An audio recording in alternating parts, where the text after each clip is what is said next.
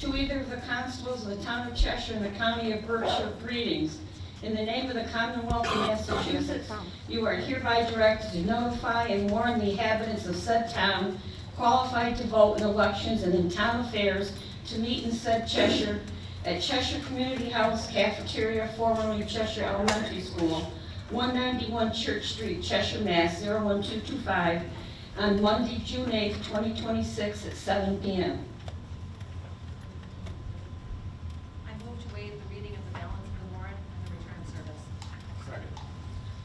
All those in favor say aye. Aye. Anybody opposed? Could we all stand for the Pledge of Allegiance, please?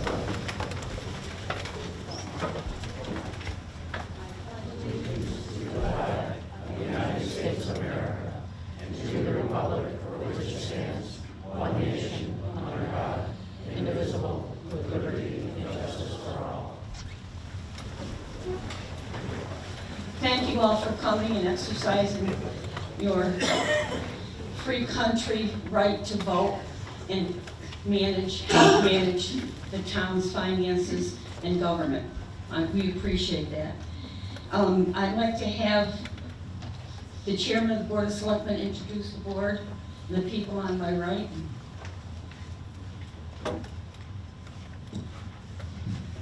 To my right, our town administrator Jennifer Morse and select board members Ray Colleen, Scott McCourt, and Ron DeAngelis, and I'm Michelle Francisconi.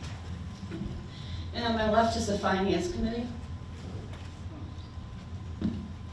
Present, we have Pat Pettit, Victor Eugene, Bill McGovern, Kathy Levesque, and I'm Jeff Chappelle.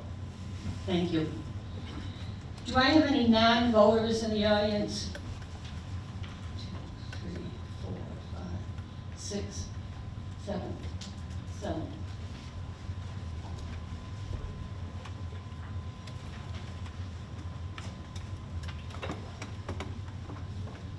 Article 1, to act on reports of the town officers.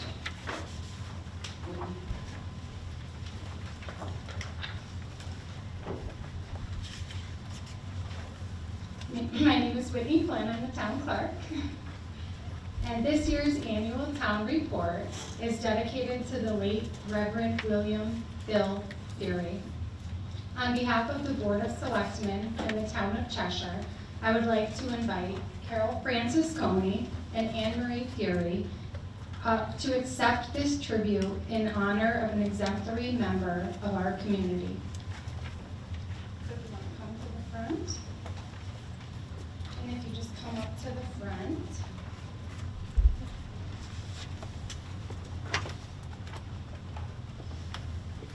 Right there.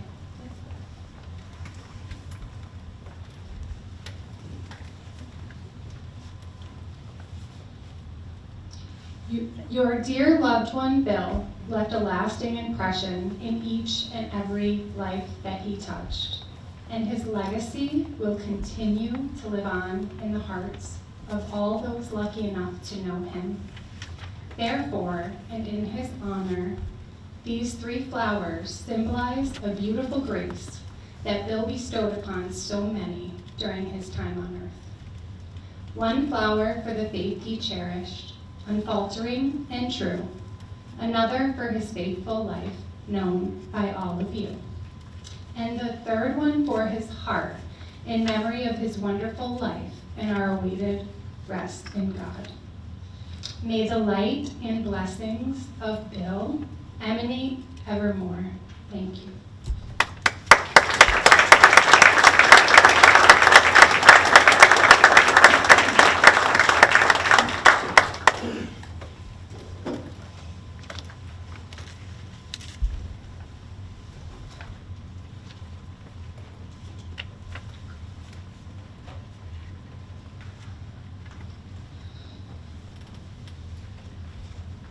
Article 1, as I read before, to act on reports of town officers, I need a motion. I make the motion to accept as presented. Motion made and seconded, is there any discussion? All those in favor say aye. Aye. Anybody opposed? Motion so carried.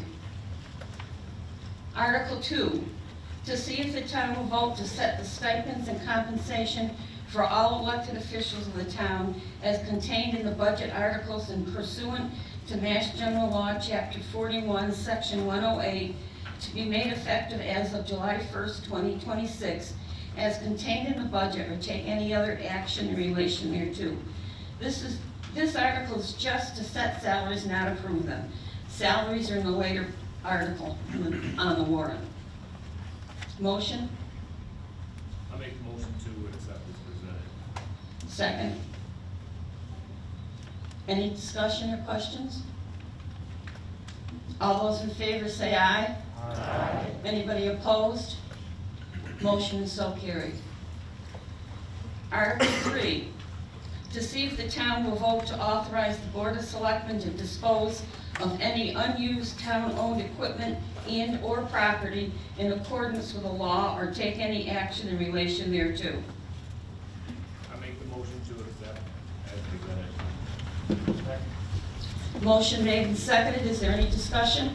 Question? Yes. This on Jan County Home 61 East Main Street. Is there any significant surplus property or stuff to be disposed as in more than $100,000 worth of property? Not that we're aware of. Thank you. Irene? I have a question, Irene Bader, Savoy Road. Is any of this property real estate property? We currently don't have any property identified. This is just a function of annual town meeting that allows, if surplus property comes up during the year, it gives us permission and has to be renewed. Basically, the permission has to be renewed on an annual basis. Okay. It usually ends up being surplus property like stoves, appliances that get traded in, things like that. Thank you. Any other questions or discussion? All those in favor say aye. Aye. Anybody opposed? Motion is so carried. Article 4, to see if the town will vote to authorize the town treasurer to enter into compensating balance agreements for the fiscal year beginning July 1st, 2026, in accordance with Mass General Laws, Chapter 44, Section 53F, or take any other action in relation thereto. Motion to accept as presented.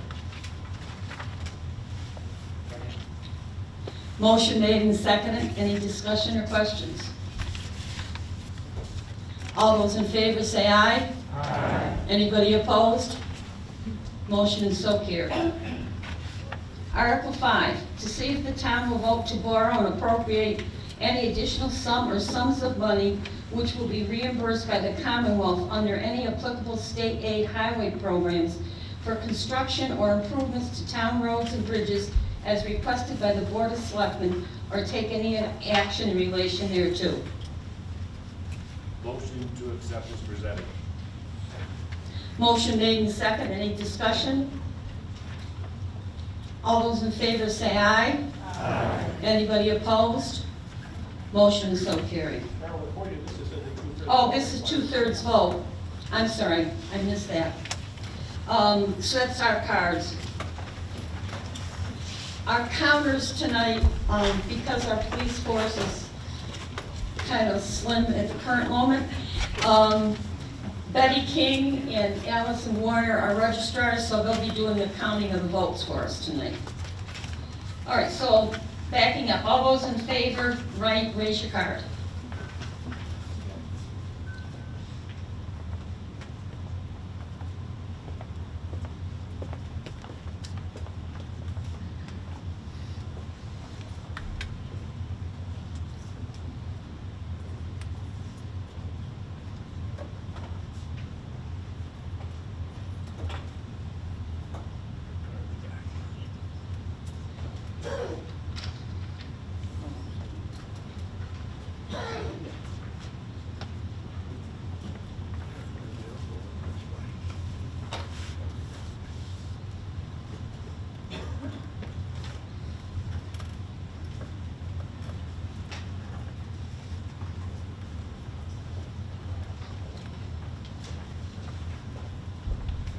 You can put your cards down.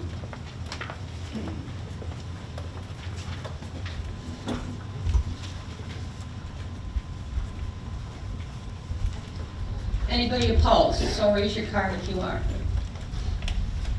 0. Motion's carried. Article 6, authorization to expend grants, gifts to town.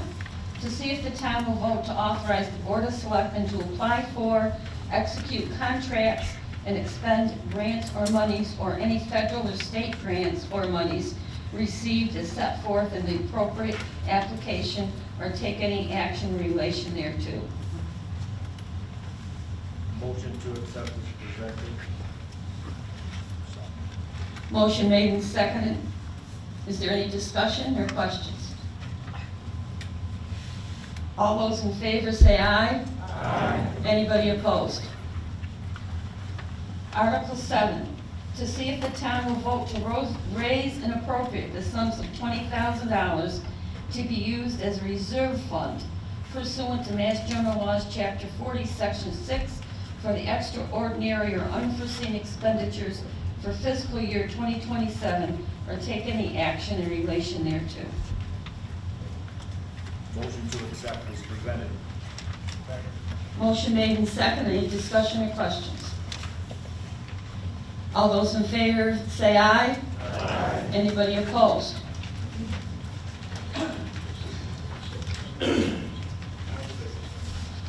Moving on to Article 8, to see if the town will vote to raise and appropriate the following sum of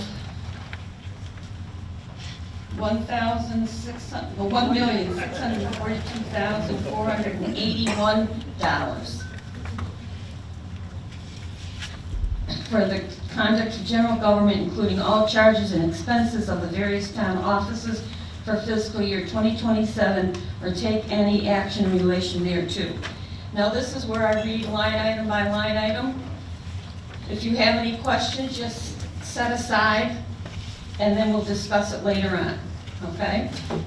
Legal salaries, $25,000. Moderator salary, $100. Board of Selectmen stipends, $19,700. Board of Selectmen expenses, $10,400. Clean Lake Program, $28,394. MS4 Stormwater Compliance, $7,500. Group Purchasing Procurement, $800. Town Audit, $10,000. Information Technology, $46,000. Town Website, $5,250. Town Administrator salary, $96,500. Administrative Assistant salary, $27,155. Set aside. Executive Assistant salary, $0. Town Administrator expenses, $3,250. Accounting Services, $35,663. Set Accounting aside. Software, $4,000. Set I'm sorry. aside accounting services, Accounting Service, Vadar, you want to set aside? yes. No, the accounting services above Vadar. She just said Vadar. Which one do you want to set aside, honey? Services? The She had said set the aside accounting that. services will work. Okay. Assessor stipend, $3,940. Assessor stipends, $6,790. Assessor's administrative salary, $34,529. Assessor's expenses, $3,910. Assessor's contracted services, $32,905. Treasurer's salary, $39,758. Collector's salary, $34,786. Treasurer collector expenses, $12,000. Treasurer payroll processing, $4,500. Treasurer collector tax title expenses, $4,000. Treasurer collector certification stipend, $1,000. Treasurer collector software, $9,949. Finance committee expenses, $0. Town clerk salary, $36,985. Town clerk expenses, $3,213. Town clerk dog license expense, $400. Town clerk book repair, $0. Town clerk census list, $3,200. Board of registrar elections, $22,500. Set aside, please. Town report printing, $2,700. Conservation Commission stipends, $1,590. Conservation Commission consultants, $500. Conservation Commission expenses, $1,500. Planning Board expenses, $2,515. Planning Board BRPC assessment, $2,987. Planning Board stipend, $2,650. Agricultural Commission expenses, $500. Historical Commission expenses, $1,000. Zoning Board of Appeals expenses, $800. Berkshire County retirement, $166,395. OPEB funding, $19,300. OPEB actuarial services study, $3,500. Health insurance active, $310,279. Health insurance retiree, $47,664. Health insurance dental, $10,969. Unemployment, $15,000. MEDC employment share, $24,720. Town hall, police utilities, $25,000. Fire station utilities, $18,500. Town garage utilities, $12,000. Senior center utilities, $7,000. Town phone systems, $15,000. Community house utilities, $70,000. Town building repairs, $120,000. Town water accounts, $59,000. ADA compliance, $5,000. Town insurance and bonds, $104,959. Police, fire, accident, disability insurance, $16,810, for a total of $1,642,481.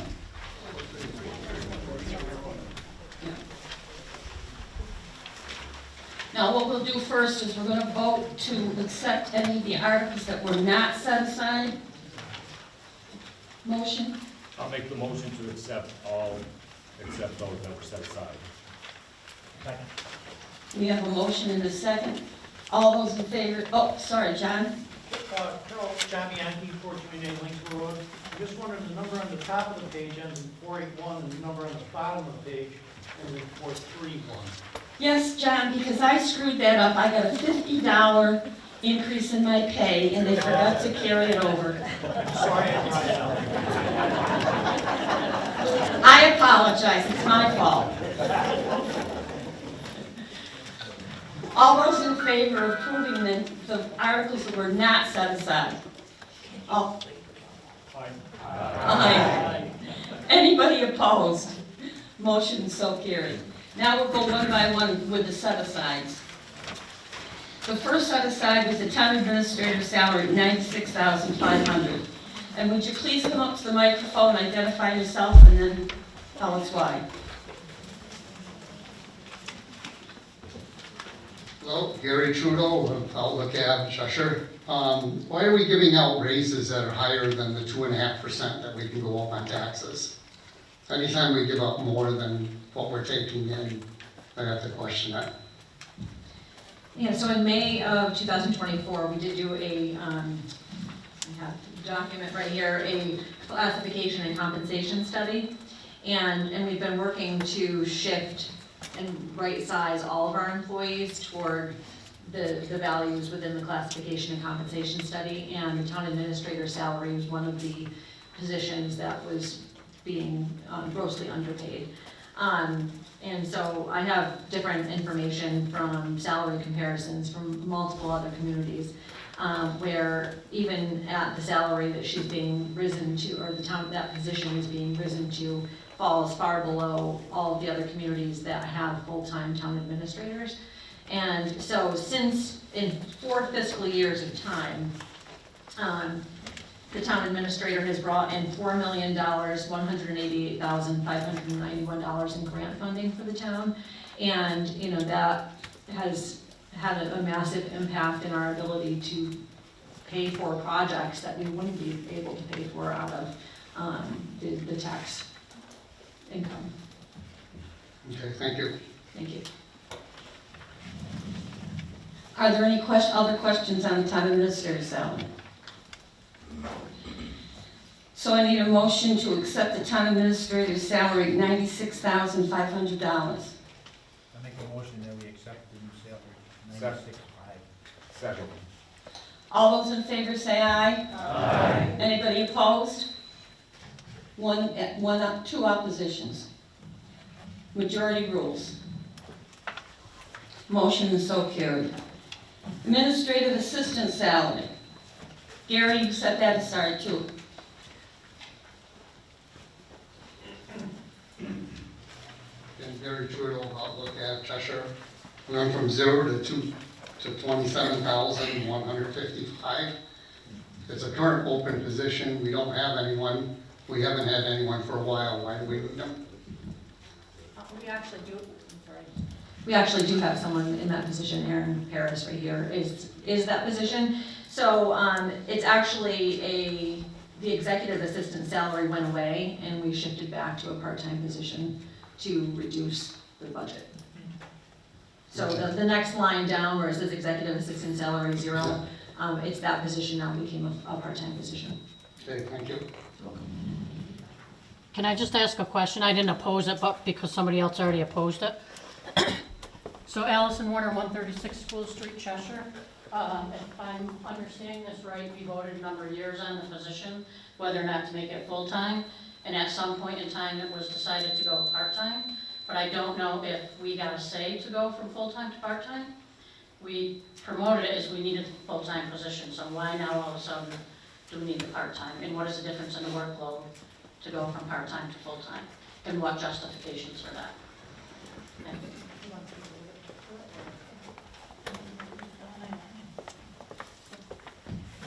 Well, I think if I were to answer that from my perspective, we could probably use a full-time position. I mean, the reality is, our budget is so tight and we really just don't have the funding. We're looking to carve away portions of the budget from anywhere we possibly can. And so, you know, I think that there's multiple different staff members and boards and committees that are taking on workloads that they shouldn't necessarily have to take on. So, but the reality of the situation is that we shouldn't be using free cash. Free cash is, you know, it's not really a savings account, but it's money that we didn't spend in a prior fiscal year. And so we take that in, but it's really not money we should ever be utilizing for our operating budget. So, I mean, even though we're cutting positions, we're still using over $386,000 of free cash, which is a horrible position for our town to be in. You know, I think that we've artificially held the tax rate back and, you know, just, I think we haven't really given the taxpayers the real scenario that we're in. We're faced with a whole slew of budget challenges. So ideally, we would have a full-timer, absolutely, hands down. But there's sacrifices that are being made all around, and I think that's where the board came from. Yes? Jan Cunningham, 61 East Main Street. You're saying the town is in a horrible position this year, and you're cutting back. Are we going to get hit for making all of this up next year? I mean, okay, you're cutting back, you said multiple positions that we need, and we're going down to half-time with less staff. Where does this lead? We've been in this position, as long as I've been attending annual town meetings, we've been using free cash to offset the, you know, the cost of operations, and so, I don't know, 30 years, yeah, it's decades. Right. You know, we really are not in the position, we're not functioning properly. We really should be using free cash to pay for large expenses. police cruisers, other highway trucks, there's other needs that this community has. We end up being forced to have to borrow and do 2.5 debt override, exclusion overrides for those items, when we really should be paying for those out of free cash. And, it's similar to the school district. I can see Aaron and Erica, they're in the same position as the school district too. I think, we're in dire straits with the community, and I don't want to gloss over that. We really shouldn't be in the position that we're in right now. And the only way to get out of that is to do a 2.5 override, which everyone gets so scared about, but that's really the only way we're going to be able to function. At some point, we're going to hit that critical point where if we don't do a 2.5 override, there's going to be some massive changes to how this town operates. Are we reaching all the way to the 2.5 for this year? Honestly, if I were to be the person, I would do a 2.5 override now and help start stabilize this Right, but town. are we How much at, are we under? are we at the 2.5 That's what now? he's asking. Have we, That's $386,000. Right, so that's what we're using, the $386,000 plus out of our free cash. But we happen to have a year where our free cash balance was high enough to be able to, afford that luxury. I don't know how else to describe it, but, Right. We're actually asking department heads to not spend all of their budgeted amounts of money for this fiscal year, current fiscal year, so that surplus money will roll over into free cash to help stabilize us again next year. I mean, it's a horrible cycle that we're in, and I would like to see it. if the department heads are not spending all of what they're allocated, is there any noticeable drop in services for the town? No. So Services not all of that budget has Yeah, been needed. services haven't, but So we're actually able to do, the department is spending less than what they've been given. I think that we, knowing the people and seeing the departments over the years, and again, I'm speaking for myself, but I think that there's a lot of services and a lot of compensation that we go without because of the fact that we just don't have the money. So, really, we're holding back from, purchasing equipment for various departments, getting the proper help that we need for the planning board, I know could use the support. I know in terms of the executive assistant position being cut as a full-time slot, which is what kind of precipitated this discussion. But the former executive assistant working full-time worked closely with the Conservation Commission and the planning board and helped supplement in the Board of Health and in the water department. She was helping supplement a workload that volunteers, the stipends are so minimal, they really are volunteers, just don't either have the expertise or the time to be able to put in that work. And now without a full-time position, there's no one to do that work. Okay, well, I don't mean to be just critical here, because I congratulate you all on doing a damn good job with the town. I'm just asking, are we facing a someday day of reckoning if we don't have the free cash, for example, next year? Yes. Okay, just wanted to clarify that for all of us. Thank you. Thanks. Any other questions during administrative assistant salary? Yes, building on what was just being said, keep in mind that the new positions they want to add this year to the budget will affect next year's budget. All right, and a lot of the in-house services, they are farming out, that shouldn't be farmed out, that they used to do in-house. So just keep that in mind as you vote on this budget. Any other comments about the administrative assistant salary? I need a motion, administrative assistant salary, $27,155. I'll make a motion to accept the $27,155. Second. Motion made and seconded. All those in favor say aye. Aye. Anybody opposed? Motion is so carried. Now, the next one that was set aside, accounting services at $35,663. Irene Bader, 659 Savoy Road. It's confusing to me the accounting services, information technology, which is 46,000, accounting services, accounting software, treasurer software, information technology. That seems like all of that should be like coordinated in a budget item. We've got software, we've got, all of it seems like it could come under information technology, and that's $46,000. What are you spending money on? Treasurer software, there was another software someplace here, accounting software. So I think you should explain all of this information technology and these other subsets of money that's being spent. It's a significant amount of money. It is a significant amount of money, but each individual department has software that's unique to whatever their function is. So the treasurer uses software that is unique, and there is some overlap, and we have been streamlining it. But each individual department has different expenses. But couldn't you have the company that's doing informational technology cover the town and the town offices? No, it doesn't work like this. So, it's just like you have your Apple iPhone, you're an iPhone or Android phone. Apple doesn't service an Android and vice versa. So, But there must be consultants that. right, so we have the broad IT company that Exactly. oversees all of, our infrastructure, our laptops, Okay.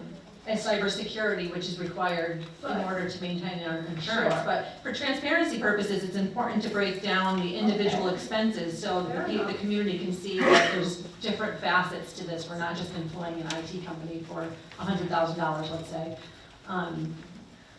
Okay, well, while I'm here, I thought I might also mention that we, as the people from Cheshire who have shown up tonight, there is no information on revenue streaming into the town. We don't know how much money is coming in. We don't know what's collected from taxes. We don't know what's collected from rental. This room is rented out, I think, every week. I saw the annex has a new renter, and I saw in the paper that the youth center, who paid $42,000 this year, is being requested to pay $114,000 this upcoming year. We, as the people of Cheshire, have no information on how much money you collect, what specific grants, government, non-government grants. I learned also that some of the money comes back from the police departments when there are fines. So I think it would be beneficial, and if I could make a motion, I would make the motion, that revenue streams be itemized in the paperwork so that we can see where money's going, projected, and what money has come in. That's my comment. We can't do a motion, but we can certainly use it as a suggestion. We will use it as a suggestion. I hope somebody makes a warrant article for next year. Thank you. Any other questions concerning the accounting services? Motion to accept accounting services at $35,663. Was there a motion that I didn't hear? Oh, okay. Motion made and seconded. All those in favor say aye. Aye. Anybody opposed? So carried.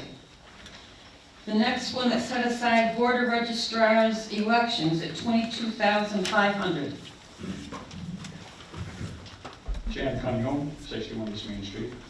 Please explain why this is being more than double. What's happening on the Board of Registrar? What is needed for our elections that's not already being done that needs to be this much more, please? I can answer that one, even I know the answer to that one, I think. No, go for it then. Hi, Dan. Hi. So the reason why the election budget has increased exponentially is because we have more elections this year than we had last year. And we project about $5,000 per election for that. And the Board of Selectmen did vote to allow the town clerk to be paid in excess of the salary amount for the hours worked, which can receive reimbursement through the state for those hours put in. Okay, so this is a reimbursable expense? No, so only the 2,500, only the 2,500 is reimbursable. We have 4 elections this year. So we have we potentially have a special election coming up, and then there's the September primary, and then the state election in November, as well as our annual town election. So we have 2 additional elections this year above what we had last year, which is why it was only 10,000 last year. Also, the town clerk, I'll step in here because she works the elections. She comes over, sets up for the elections. She works the entire election and way past the election. Never gets paid for it. Everybody who works as a registrar at the election get paid. So the Board of Selectmen agreed to pay the town clerk for her services during elections too. That answers my question. Thank you.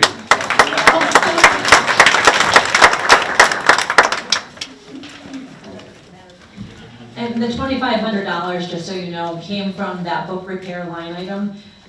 That zeroed out, we shifted that $2,500 over to the elections line item. So Board of Registrars elections, $22,500. Motion? Motion to accept. Motion made and second. Any discussion? All those in favor say aye. Aye. Anybody opposed? Motion so carried.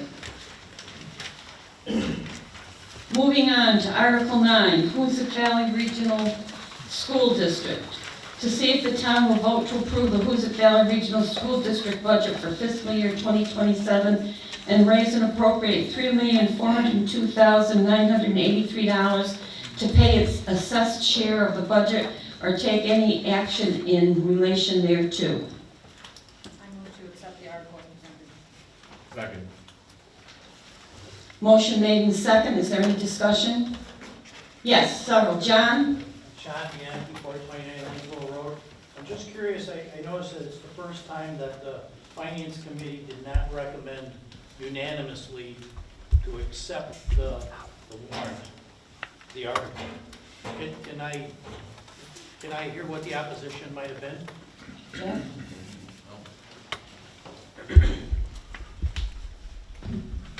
I was actually one of the ones that was for it. I mean, I think Aaron's doing the best he can do, but I think Mickey did one now. I look at the budget every year for the school committee, and I see administration's salaries going up, everything else going up, and I don't see where there's any improvement in the school at all. I don't see where, in my opinion, I don't think they deserve what they're making for salaries. I think the salary increases are outrageous, so I was against it. Thank you. Someone else had questions?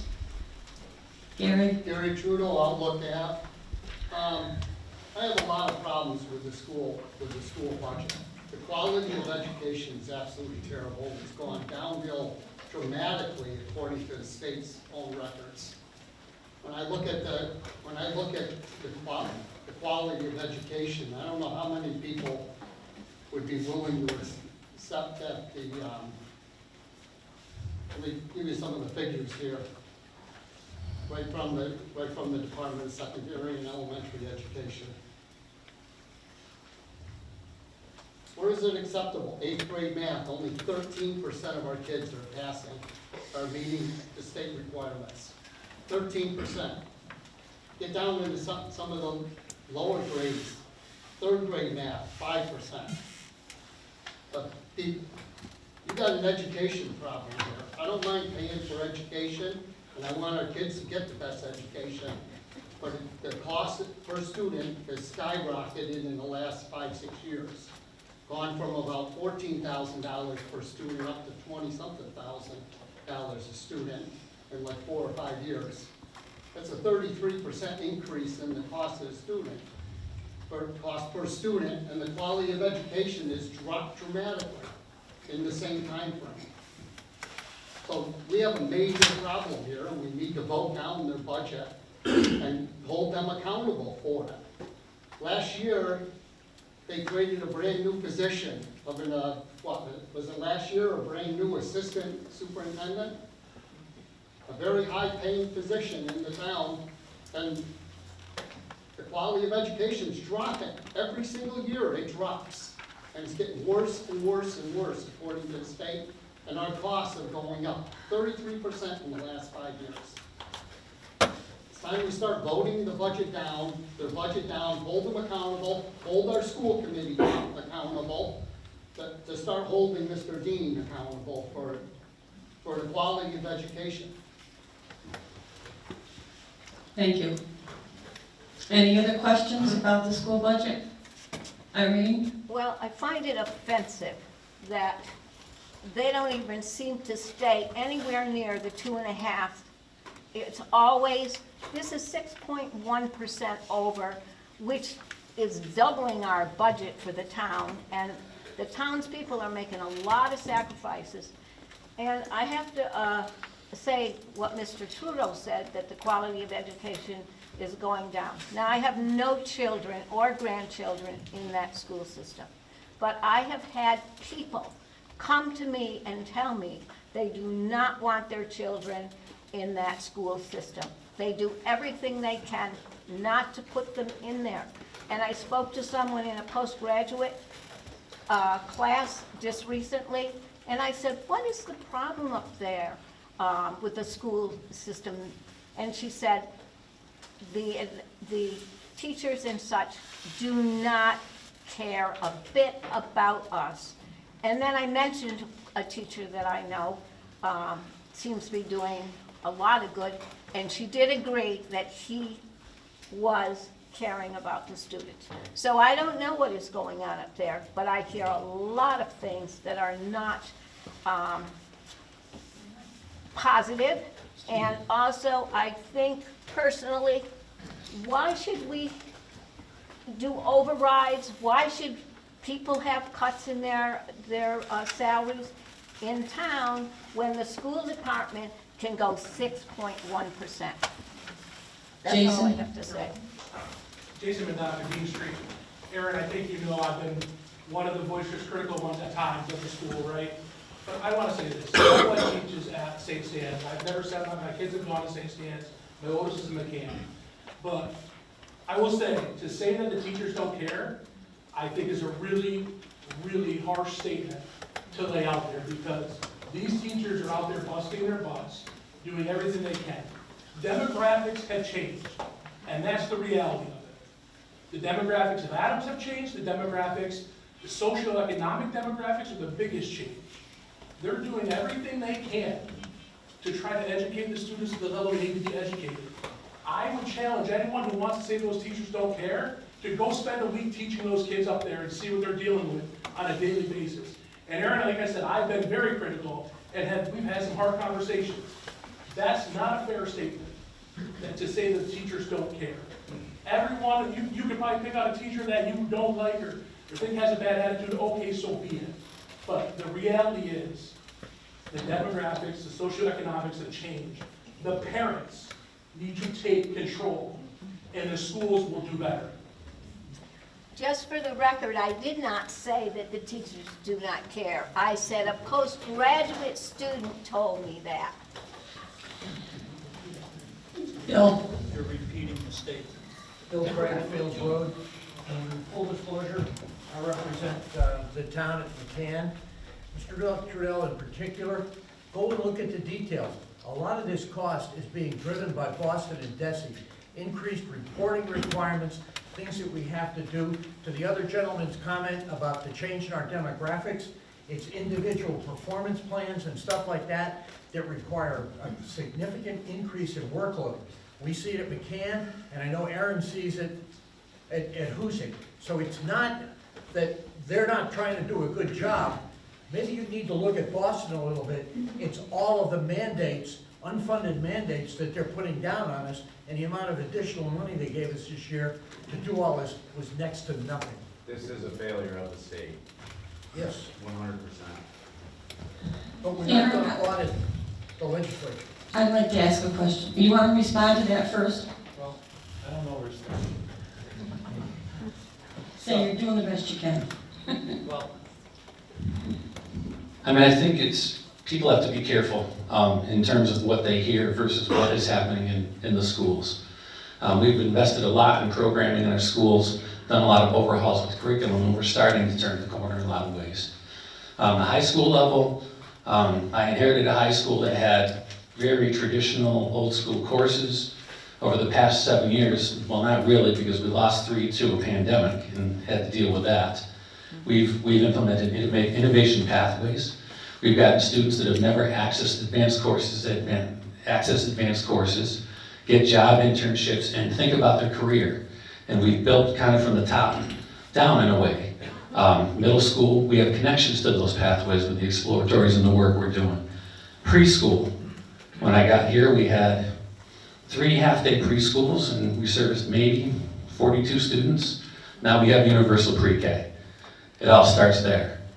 We're getting students in our doors earlier with high-quality programming that is a model for the state. The state sends people out all the time to look at our program, our connections to the community. And this year's students from pre-K, 90% of those students made benchmark heading into kindergarten. 90%. Into the elementary school, yes, literacy is a problem here. It is a problem everywhere. We're doing a lot of work getting teachers training in science of reading. We've got a lot of younger teachers that are starting out and need that background. So when we implement these high-quality curriculums, they know what they're doing and they know why they're doing it. We're doing that right through all the way to high school. We have a focus on literacy over the next year. When you look at our scores, people take scores and just throw numbers out there. Unfortunately, the state puts numbers out and people don't understand them. When you're looking at comparisons for MCAS, if you look demographically, we're in the same boat as a lot of schools. Schools that have similar demographics are performing similarly. That doesn't mean we're not trying everything we can to do better, but it is what it is. Looking at our budget, and the biggest increase drivers we have are, none of them are things we can control. First of all, you have the charter school assessment that comes through us. That's not money we're spending, that's money that we're sending to the charter school, 1.5 million. I get a number, that's what I sent. That went up 300,000 from last year. So my budget went up $300,000 there. We have special kid education outplacements. Students that we have to send to institutions that we can't service them, or we inherit those students financially because their families move into our communities. Just 3 short years ago, we were hovering about $350,000. Next year, we're going to be about $1.6 million. We're going to another $300,000 there this year. So we've been dealing with that added expense, and there's nothing we can do about that. School choice, yes, people do choice their students out, and a lot of people do choose us. You're looking at an increase of a couple $100,000 there. Those are all students that do not walk through our doors that increased our budget a solid $800,000 plus. This year we had a $1.6 million increase we started with, and we made reductions and did a lot of work to get that number down. And when you talk about the district and structures and things that weren't in place when I got here, the reason you have administrators in certain places is because we didn't have people to look at the systems, to look at the data, to do the work. This is not going to happen overnight. We are seeing positive trends in several areas, and those trends are going to continue to get better. From our preschool up, our pathways, our students getting engaged and learning about what they can do for careers. A lot of students are choosing to stay with us now. A lot of families are seeing the quality programming increase. It's going to take time, it's going to take investment. You know, and I think the other piece I'll talk about is, I hear a lot about our administrative staffing, our salaries. Well, when you compare our salaries, a lot of districts around here are paying people $30,000 to $40,000 more than we are. So we've got to, just like you're talking about your town force, we've got to continue to try to make strides to give people adequate compensation so we can be somewhat competitive. Are we gonna pay people $30,000 to $40,000 more? No. When you look at the administrative positions, we've created structures. I get calls from all sorts of districts that you wouldn't even know that come to talk to us about our structures, how we're doing things with curriculum. The state sees us very differently than you do. They send people to us because we're doing high quality work. The numbers will get there eventually. It's going to take time. And it's gonna, if you cut our budget or don't vote it, then it's certainly gonna get worse. I can guarantee that. But we've done a lot to really try to control the cost. And we've done everything we can to really try to make sure we individualize what we do to our students. And I don't know if you read iBerkshires, but some of you should read iBerkshires about what one of our seniors said about Hoosick Valley, because I think it's a very important point. Aaron, can you touch on the transiency rate? Yeah, that's another big piece of that, right?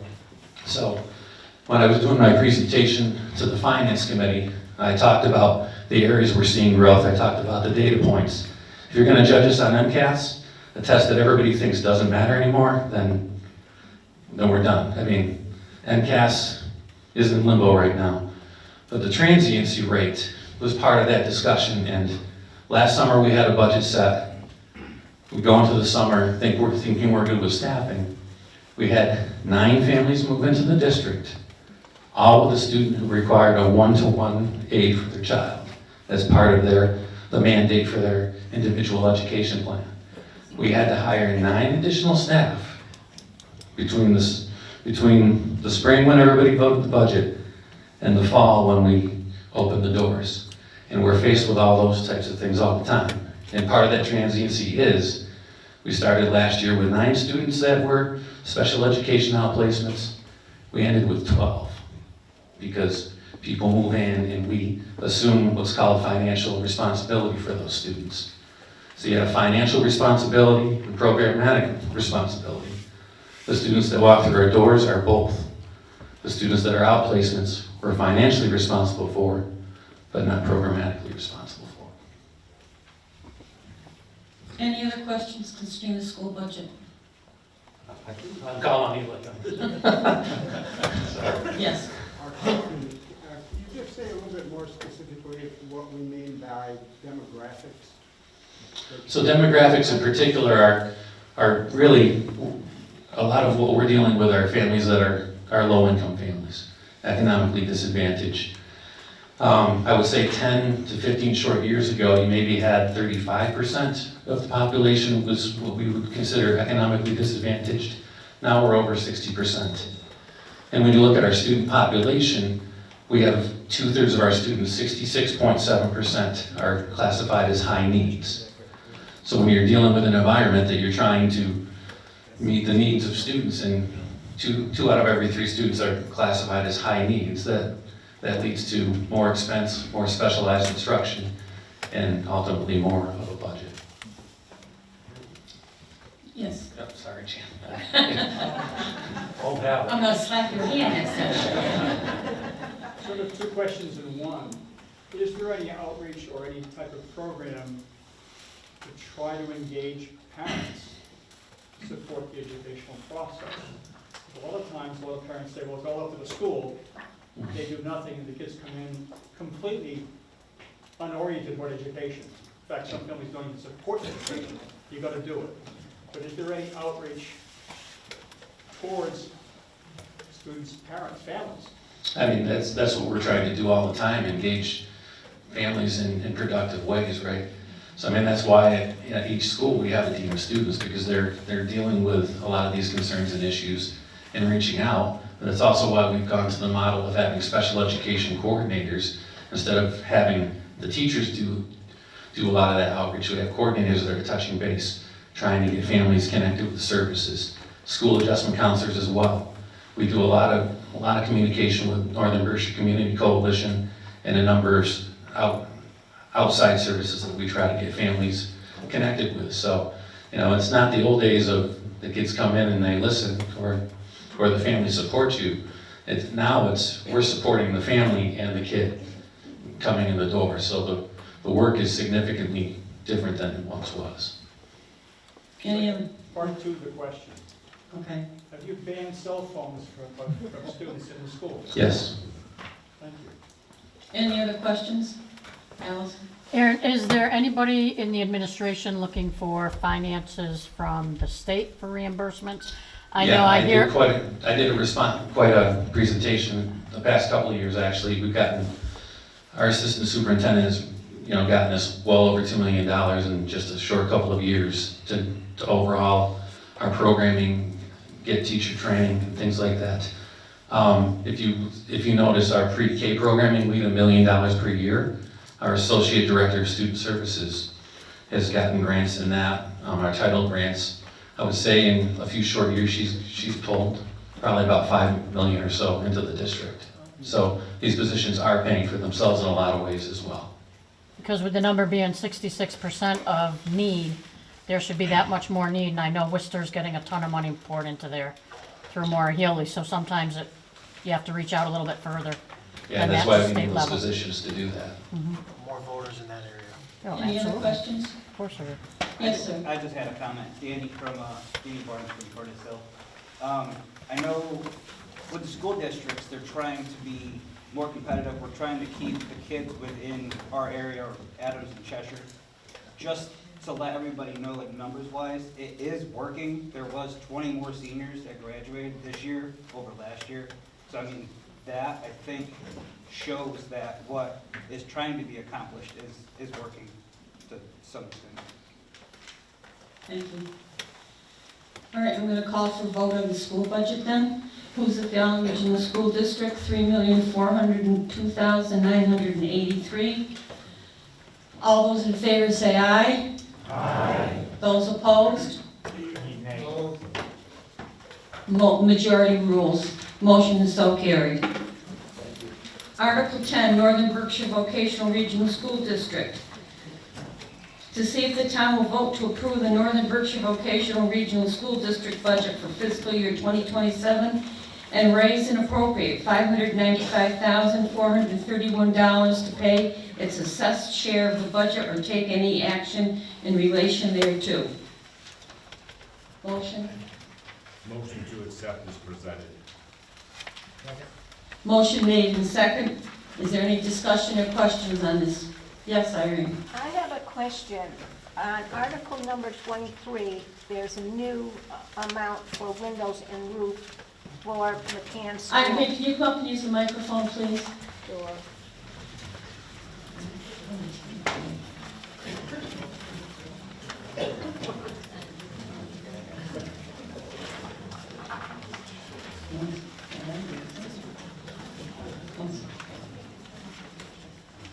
I just have to say this democracy work is a lot of work.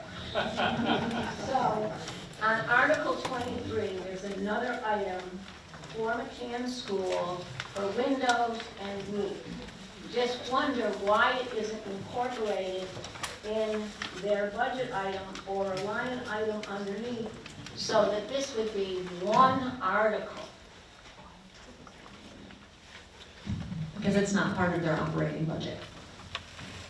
It's a The item that special. we're voting on right now is their operating I budget. get that, but that's part of their budget and their operating budget. You don't run your house like that, any more than with information technology, I don't hire 6 different people. But it's not an operation budget to repair the roof, And the windows, they're doing both and all of them. but it's a separate line That's part of item. their assessment, and so I don't know why it shouldn't be included in article.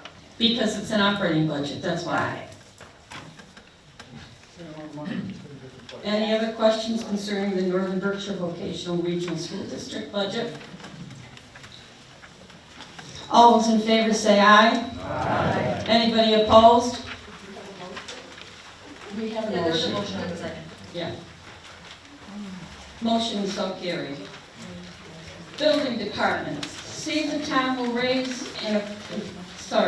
to see if the town will vote to raise and appropriate the following sum of $42,488 for the building department for fiscal year 2027 or take any action in relation thereto. Building commissioner's salary, $19,289. Alternate building commissioner's salary, $500. Building commissioner expenses, $1,100.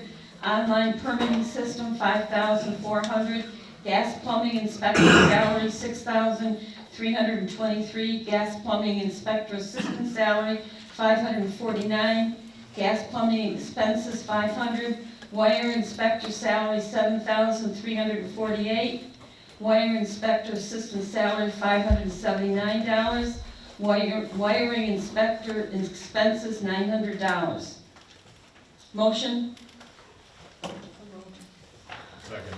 Motion made and second. Is there any discussion about the building department budget?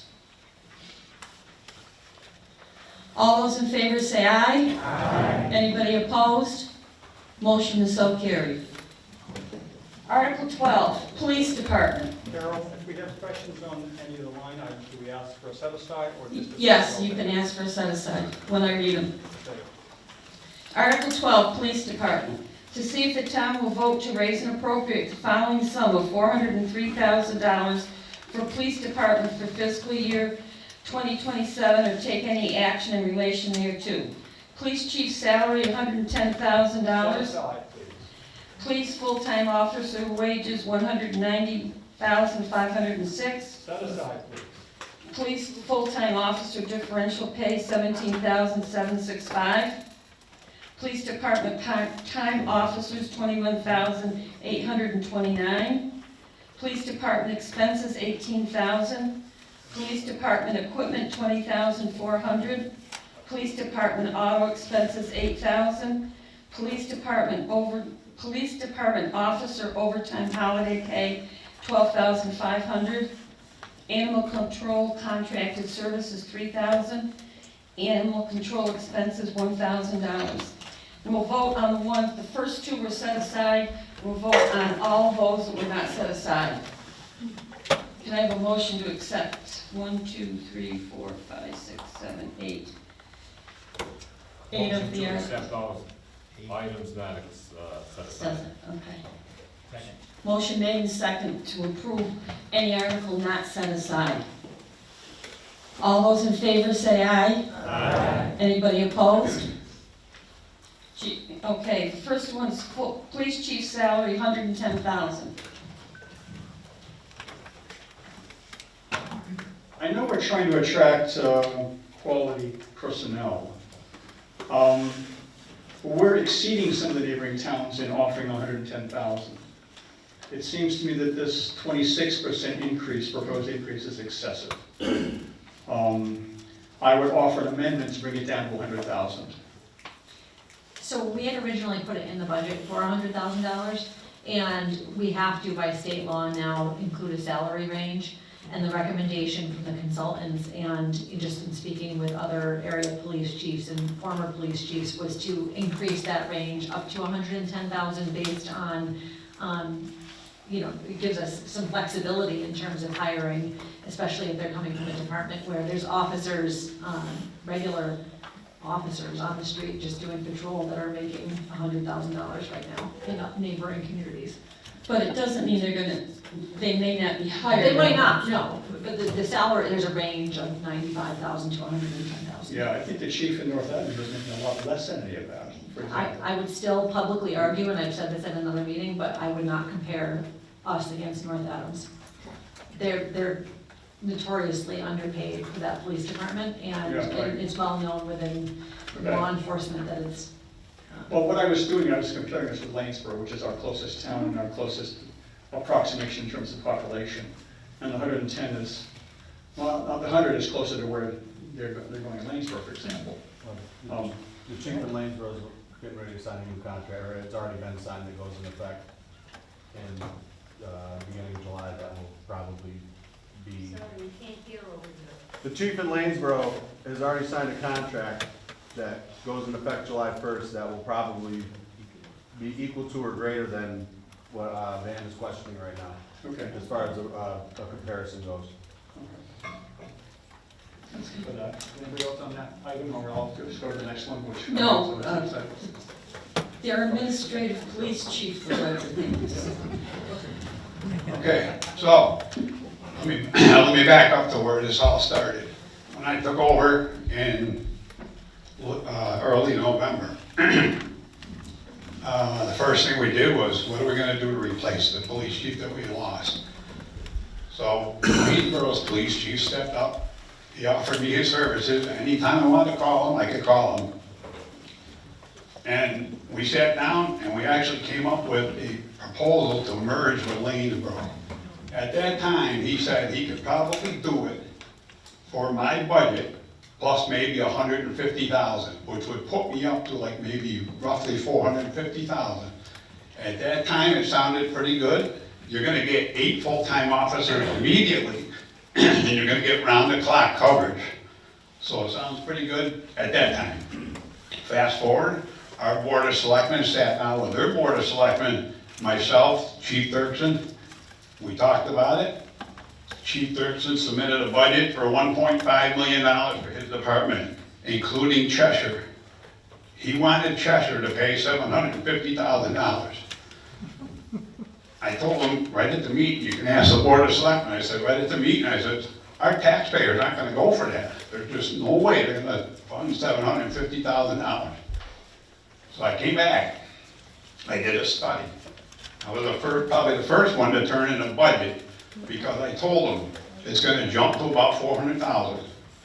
And I wanted to get behind it and support it before the school committee sent them its third budget, because everybody succumbs to the school committee. I wanna make sure that the police department is considered this year. That's why I put in for 400,000. I'm gonna explain why. I got the full support of the select board. I got 4 out of the 5 finance committee back then, and I still do. Now it's up to you people. So I did a study. Beckett Police, population 1931 to 2049. Full-time chief, $130,000. All these numbers are current, not July 1st, when they probably gonna get increased to. This is their current. Hinsdale, right now, well, they got their share now, but at the time it was 102,000. Lanesboro was 105,000, but now it's going up. Otis, I didn't get the chief up there because they shared their chief's job with Beckett. The finance committee asked for more. Adams Police Department, currently in negotiations for the chief, $115,172. Lee Police Department, $135,000. Lennox, $125,000. Dalton, $115,000. Great Barrington, $131,000. All I'm asking for is $110,000 to get you guys, somebody with quality, to run this town and get it back the way it's supposed to be. In February, early February, I lost a part-timer to injury, or medical leave. So that left me with 1 full-timer and a part-timer who was sporadic. The only full-timer I had, he injured himself, he went out, but the other one was just coming back. So basically since February, it's just been myself doing all the administration with 1 officer. When the second full-timer gave me his notice in April because he got a better job with the federal government, and I can't blame him for leaving. The consultant that they hired recommended that we fill that full-time job right away. I asked the Board of Selectmen, I said, I don't think we should be doing that now.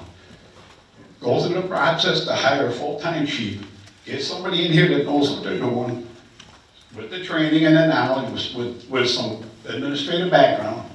Let him choose who he wants, he or she wants, to move the department forward. Let him or her build the department they want, not who I want.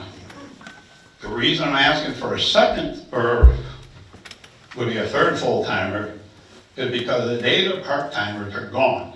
You just can't get it. The state requirements to be a part-time officer are ridiculous.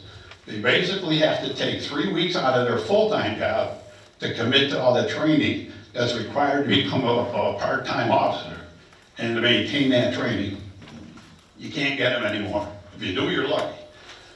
I put in for the third full-timer, and I drew up a schedule which would basically give the town coverage from 7 in the morning till 2 in the morning, which would leave a 2 to 7 gap, basically 5 hours where you wouldn't have anybody patrolling. The same token, because those 3 officers and the chief is only 4, you're not gonna get full-time round-the-clock coverage. So there's gonna be gaps if they work a 4-day on, 2-day off schedule, where you're not gonna see somebody on the road. That's just the way it is.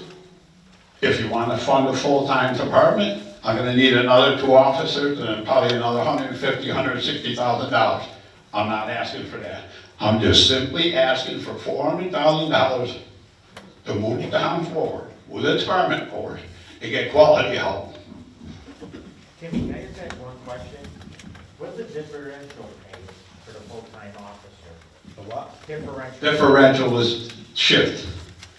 So be day shift, second shift, eve shift. Tim, you talked about the salaries of different town police officers, the chiefs. How many I can do that. people do they actually have for full-time police Yes. in that department? You know, Lanesboro, you said earlier, had 8 people, and he's getting paid what you're proposing for the same, for Cheshire with 3.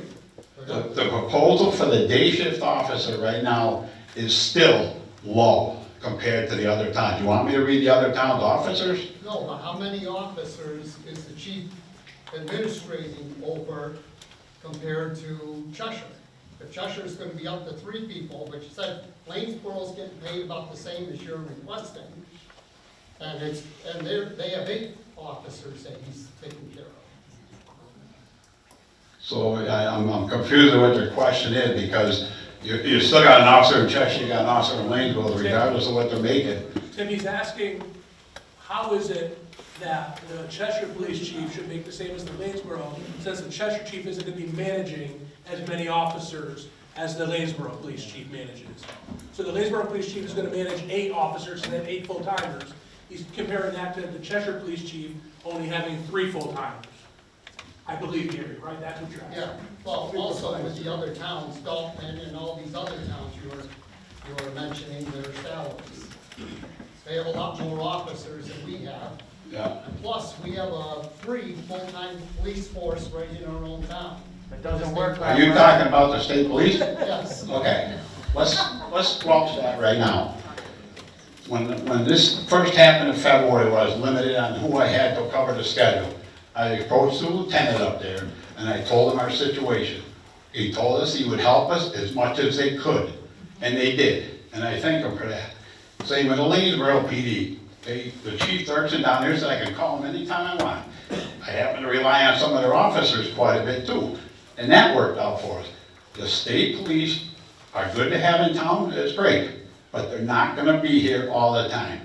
They cover to the New York border, to the Lennox line, to the Vermont border, and that way to the Charlemont line. So you could call them in Cheshire for emergency without a Cheshire Police Department, and they could be all the way out in Hancock. It's gonna take a while to get here.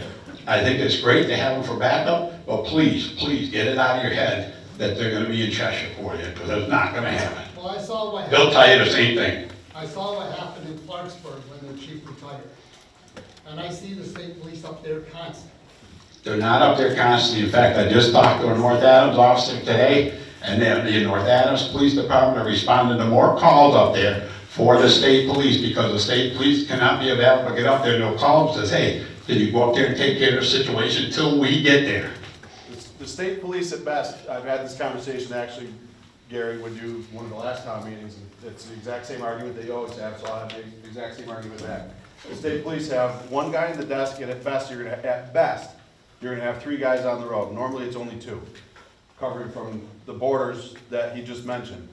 And I could say, from experience, working in Lanesboro, that since this whole debacle with the Cheshire Police Department has happened, the Lanesboro Police Department has been called by the state police to respond to Cheshire more times than I've ever seen in my 19 years of being in Lanesboro, because the state police can't be everywhere. There's only 2 on the road, maybe 3 if you're doing well. And There's 3 on the road and their shifts overlap, so. They don't overlap. We've had. They All right, don't. we've Their had shifts do not enough. overlap. I don't know where you're getting your information, but they do not overlap. This is enough discussion about the state police coverage. We don't have state police coverage, that's the bottom line, no matter what happens. Are there any other questions about the police department budget? Can I just say one thing? Lisa Hanna from Lakeshore Drive. Correct me if I'm wrong here, but when you were as chief, you never took a salary increase, isn't that correct? Just now. No, before. No. Those years, no Little salary. No. Little ones. Yeah. Right, so that would have kept our salary cap here. That's why it's a little bit more of a jump now, because you sacrificed for so long. For the longest time, the animal control officer made over $1,000 more than our police chief, all the way up until fiscal year 2017. And at that time, I think the police chief was making $2,700, and animal control was over $3,500. Well, I mean, those numbers are absolutely insanely ridiculous, and I can't even believe that we were operating like that, so. Any other questions concerning, we have to vote first on the police chief's salary of $110,000. Yes, Carol, I do. Like being a genie. Oh, I'm sorry. The police department is valuable in Cheshire, but I have not seen a serious call since February where we have not had a state police officer answer that call. I have not seen one. I drive Route 8 all day long, and I see more state police cruisers on Route 8 during the day from 6 o'clock in the morning till 10 o'clock at night than you do any place else. So if there's only 3 hours. I never said they don't respond to Cheshire. I just said they can't be here all the time. No, they can't. And they're not. You might see them on Route 8, but they're probably going north or south. No, they're sitting there on Route 8. Then it might be around shift changing and waiting for the clock to hit 3 or 11 or 7. That's all I can tell you. What I'm saying is they're available if we need them. They do answer calls in Cheshire. Have they, name me one important call they have not I answered. would suggest to you to go up to the state police barracks and I've talk to talked the to the state lieutenant, police. because I already did. I know you're against, you've always been against the police budget, and I get it. I'm That's not your against the opinion. police budget. I think that we need more. Let's have some order in this Your meeting, budget please. is increased $116,000 this year, $116,000. Next year, they're gonna be looking for an override. What happens when something does happen, the Cheshire Police Department's not there? What happens? What happens? You've been on this board a long time, what good are you gonna do for us when something happens? Your logic does not pan out. My logic. When someone dies because of your logic, what are you gonna do? Ownership will be on you. I'm ending this discussion on the police chief's salary. The only We thing have a vote. The only thing I'm saying is when you vote on this. It's over, Mike. Police chief salary, I need a motion for $110,000. Motion's made and seconded. I think we'll take a card vote on this, please.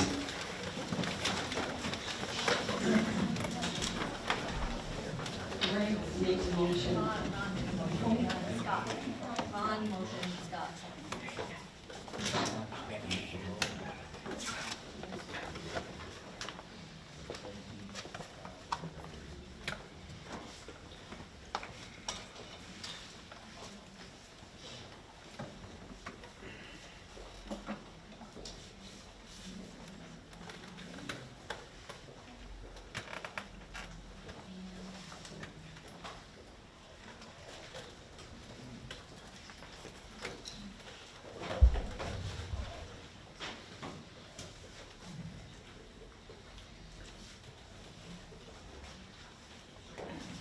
You put your cards down.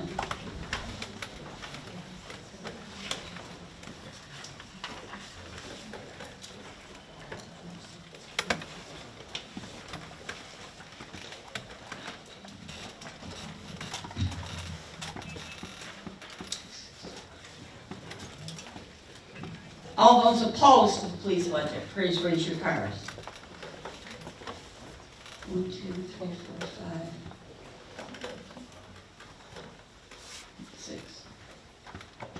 6. The motion carries 61-6. The second one is police full-time officer with wages of $190,506. Can we have a motion? Motion to accept it at 190,506. A second from somebody?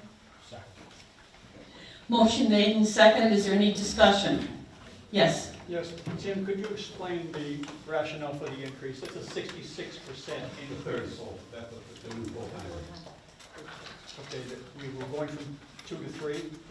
We're gonna go from the full-time chief plus 3 full-time officers. So Okay. that increases in adding another full-time. Are their salaries also going up We with the have- individual officers I also? didn't get to that part, you know, when I was talking Right. earlier. Yeah, we're bringing the rate up to the salaries comparable to the surrounding town. Which will be how much, please?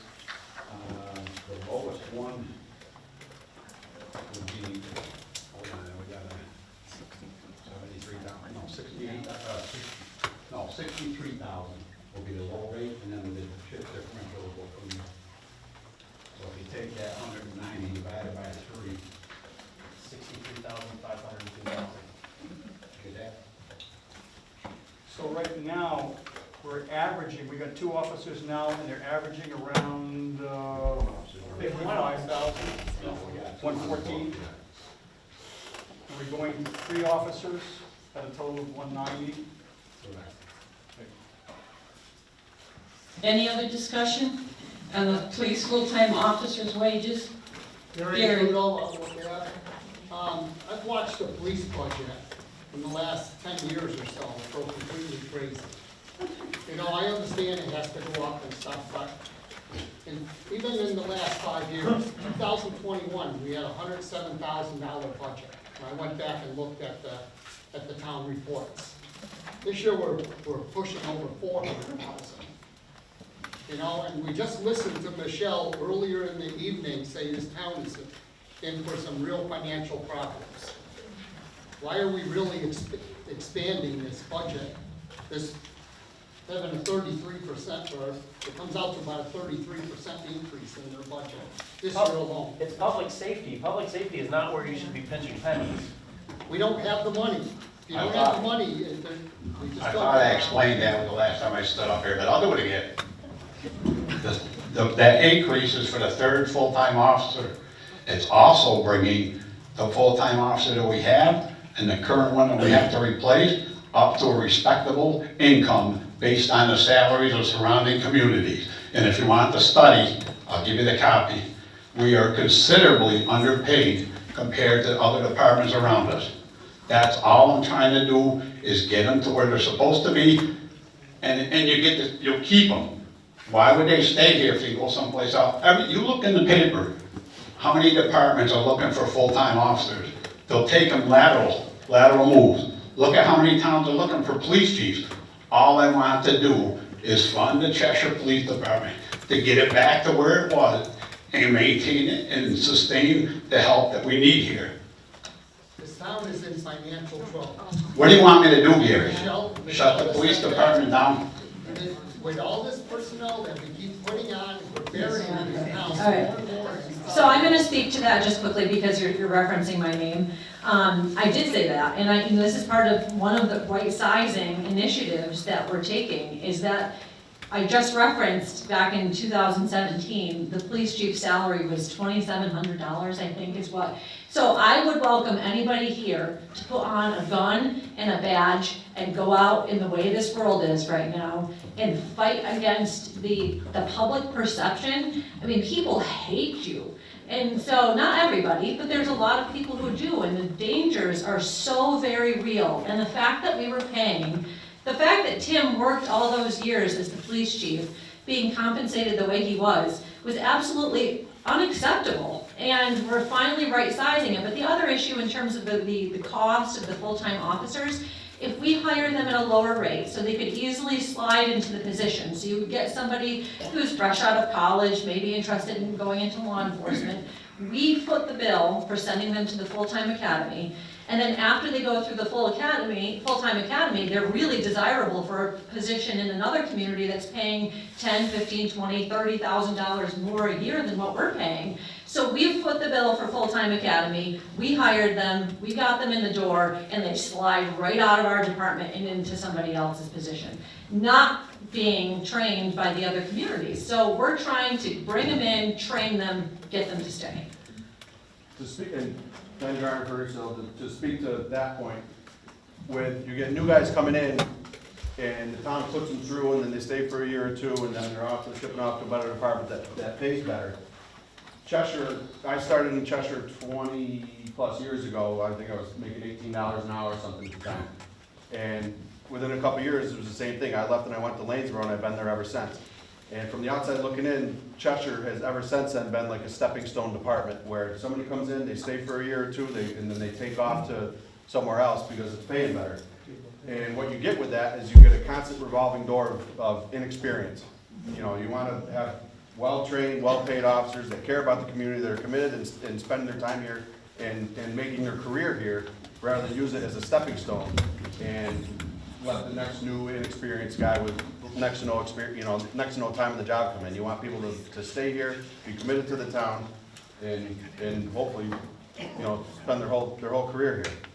My comments had nothing to do with their salary. The comment had something to do with adding more people to the police department here. Jason? Going from 2 to 3, we don't have the money to keep expanding. And I understand the fiscally responsible side of it, but it's kind of like homeowners insurance and car insurance. Nobody wants to pay for it, but once you need it, you want it to be there. So. All right, I guess real quick, Jason Mendonca, Dean Street. I've lived on Dean Street for 45 of the 46 years of my life in the same house. This past weekend, Thursday, Friday, and Saturday, there was an individual on our street who was high on God knows what. Thursday night, Friday, all day, state police were constantly down there, and then Saturday, same thing again. For the first time in 46 years of me living on Dean Street, or 45 years of living on Dean Street, I told my 12-year-old that she can't walk the dog alone on Dean Street because of what's going on. Now, I agree the state police do cover when they can, but they do not patrol Dean Street. I can tell you, when JC was working or Aaron's working, I see that cruiser 4 or 5 times a day when I'm working from home on my off Fridays, But it's an important factor. Yes, the state police are here as ancillary, but they are not in the community showing their face, dealing with these people day in and day out. I mean, I have a 16-year-old at home. I'm telling him when we're not there and it's 90 degrees, I'll lock the doors because I don't know what's going to happen if I'm not home. On Dean Street, in 45 years, I've never had to do that. We need police officers in Cheshire. We need the presence in Cheshire so they're patrolling and showing face so people who want to act that way don't feel as comfortable doing so. Thank you. Okay, we have a motion and a second for the full-time officer staff wages of $190,506. All those in favor say aye. Aye. Those opposed? Aye. Majority rules, motion is so carried. Article 13, Fire Department Emergency Management. See if the town will vote to raise and appropriate the following sum of $131,805 for the Fire Department and Emergency Management for fiscal year 2027, or take any action in relation thereto. Fire Chief salary, $12,859. Assistant Fire Chief stipends, $5,190. Fire Department expenses, $62,000. Fire Department volunteer stipends, $26,000. Fire Department EMS supplies, $4,500. Communications Center, $0. Emergency Management Director stipend, $1,530. Emergency Management expenses, $1,000. Emergency Radio Communications, $18,726. Set aside. Which one? Just the $18,000. Correct. Okay. Motion. Motion. Anybody a motion?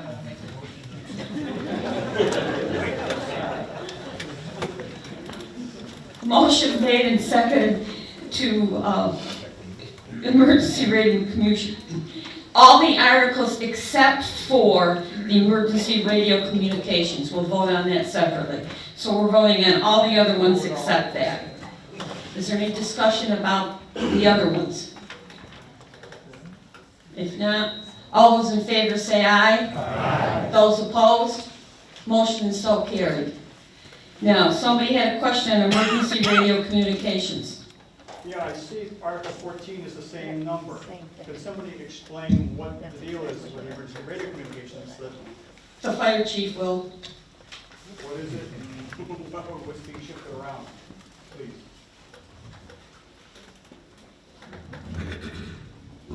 Hello, for those that don't know me, I'm Tom Francisconi, the fire chief. I live on Church Street in Cheshire. The emergency radio communications line item, 3 years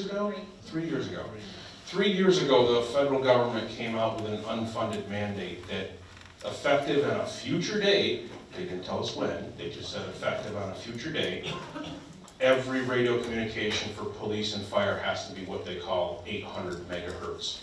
So they want to change the frequencies. I'm not a radio guy, so I can't get into the technicalities of it, but they told us all that we have to be on this frequency called 800 megahertz. Surprisingly enough, the radios that we currently have are not 800 megahertz compatible. So for a small town like Cheshire, that presents a problem because the radios that are compatible for 800 are almost $2 million to replace all the radios in our fire trucks and all the handheld portable radios that we carry. So we had discussed 3 years ago at town meeting setting aside a certain amount of money, 26,000, I think it was. I'm getting ahead of myself a little bit, I'm sorry. We just determined that the best course of action was to lease the mobile radios and the portable radios. Because if we were to buy them, like I said, it'd be about a $2 million bill, which we cannot afford. So our radio supply company offered a leasing program, and they ended up putting those radios into our apparatus and our portable radios. And that 18,726 is now, the lease is obviously going up, but it's still not at 2 million. So that 18,000 is half of the article that you will see in the future article to move some funds, another 18,000, I think it is. I didn't look ahead yet, didn't do my homework, but it'll move that 18,000 to come up commensurate with that dollar amount for the lease of those radios. So that's what that's for. Thank you. Sure. Yes, sir. Is there any way to get a state grant for that, being that they're mandating it? Yeah, we tried. So I'm a member of the Berkshire County Fire Chiefs Association, and there's a lot of towns that are in the particular situation. Cheshire's actually ahead of the power curve because of the homework we did. We got onto this program while they were still offering it, and they've since stopped it, but we're grandfathered. They are pursuing some grants, but the federal government's very hesitant because they're saying, we gave you enough warning to be in compliance, so we don't know if we're going to give you any money for it. Our town administrator had some experience with that in Franklin County, and at the time when the state released that mandate in Franklin, they're going county by county, they did offer some funds, but for whatever reason, the state said, yeah, we're not going to do that anymore once we get to Berkshire County, so we got stuck. But at least we tried. We did try, yes, and we are, our grant writers in the Chiefs Association, as well as our town administrator, are keeping their ears open for even something. It doesn't have to be the 2 million, it could be for 2 radios. Hey, let's do it, you know. So we are keeping a close watch on whether they do offer anything, so. Yes, George? I think the dispatch center is dispatching. They are already moved over. Our dispatch center used to be a county dispatch. The sheriff's department used to run our dispatch. The state just took that over. So there's no more county dispatch. It's a state facility. And oh, surprise, surprise, the state dispatch center is 800 megahertz compatible. So we paid for that, but they're compatible, we weren't. They told us you have to get up to speed on it. It's an unfunded mandate that unfortunately they didn't give us a say in, so. We don't pay anything for dispatching now? No. No, not since the state took over, we don't. No, yes. Yep. Right, it comes out of state instead, yes, but the state has taken over the dispatch center, so. Would you touch upon the replacement or repair with the lease? The lease terms are really good. We went over everything with a fine tooth comb. So firefighters like to break things, It's just in our nature, right? You give us something, we will break it within 6 hours of having it. Especially if it's new, it's even better. So having that in mind, the radios we got, they even sell them as firefighter proof. So far, so good. I can tell you one radio did not survive an 18-wheeler that ran it over on Route 8. However, thankfully, the lease program is, here's a squished mobile radio that is in 8 million pieces, and they hand us back another one that's brand new. So that's part of the coverage, which is great. So, and the firemen haven't broken it yet. The tractor trailer did, but the firemen haven't. So it's literally plug and play. If we have, even if we, it goes as far as if we have like a programming issue, you know, frequencies are changing or they want us operating, there's all these different frequencies now. They will come in and change those frequencies for us as part of our lease. So that goes for mobile radios that are in our fire trucks. That goes for portable radios that we carry on our hips. And that also goes for pagers that summons us to a call. So. Any other questions for the chief? So we need a motion for emergency radio communications for $18,726. Oh, that's right.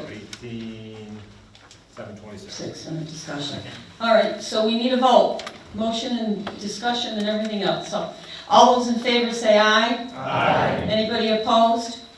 Motion so carried. Article 14, radio stabilization account. See if the town will vote to transfer from the radio stabilization account the following sum of $18,726 for emergency radio communication for fiscal year 2027 or take any action in relation thereto. Motion to accept. Second. Motion made and seconded. Any discussion? I think most of the questions probably were answered at the last one. All those in favor say aye. Aye. Anybody opposed? Motion is so carried. Highway operations and tree warden. To see if the town will vote to raise and appropriate the following sum of $1,063,044 for highway operations and tree warden for fiscal year 2027, or take any action in relation thereto. Highway workers' salaries, $247,517. Seasonal DPW laborers' wages, $41,532. Highway Department longevity contract, 0. Department of Public Works Director, $87,674. Custodian wages, $10,169. Highway Department non-winter overtime, $5,000. Highway Department dues, training licenses, $1,000. Facility wages, 0. Set aside.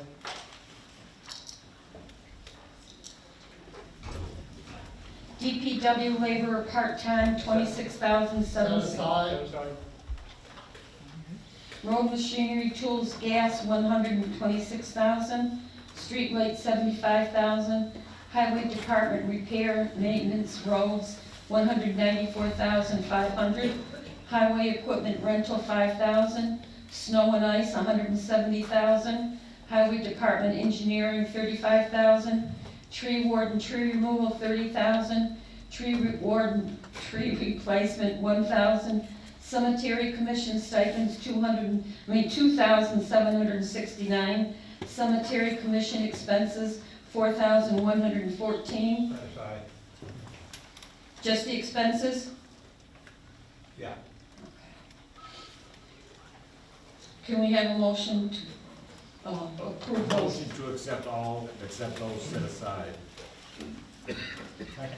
Motion made and second to approve those that are not set aside. All those in favor say aye. Aye. Anybody opposed? Motion is so carried. Okay, first one, facility rate wages. Somebody set it aside. That was me. Okay. Jan Cunningham. I'm assuming that the facilities wages going down to 0 and the part-time labor going up are related. If so, I just would like the highway department to explain what's the deal.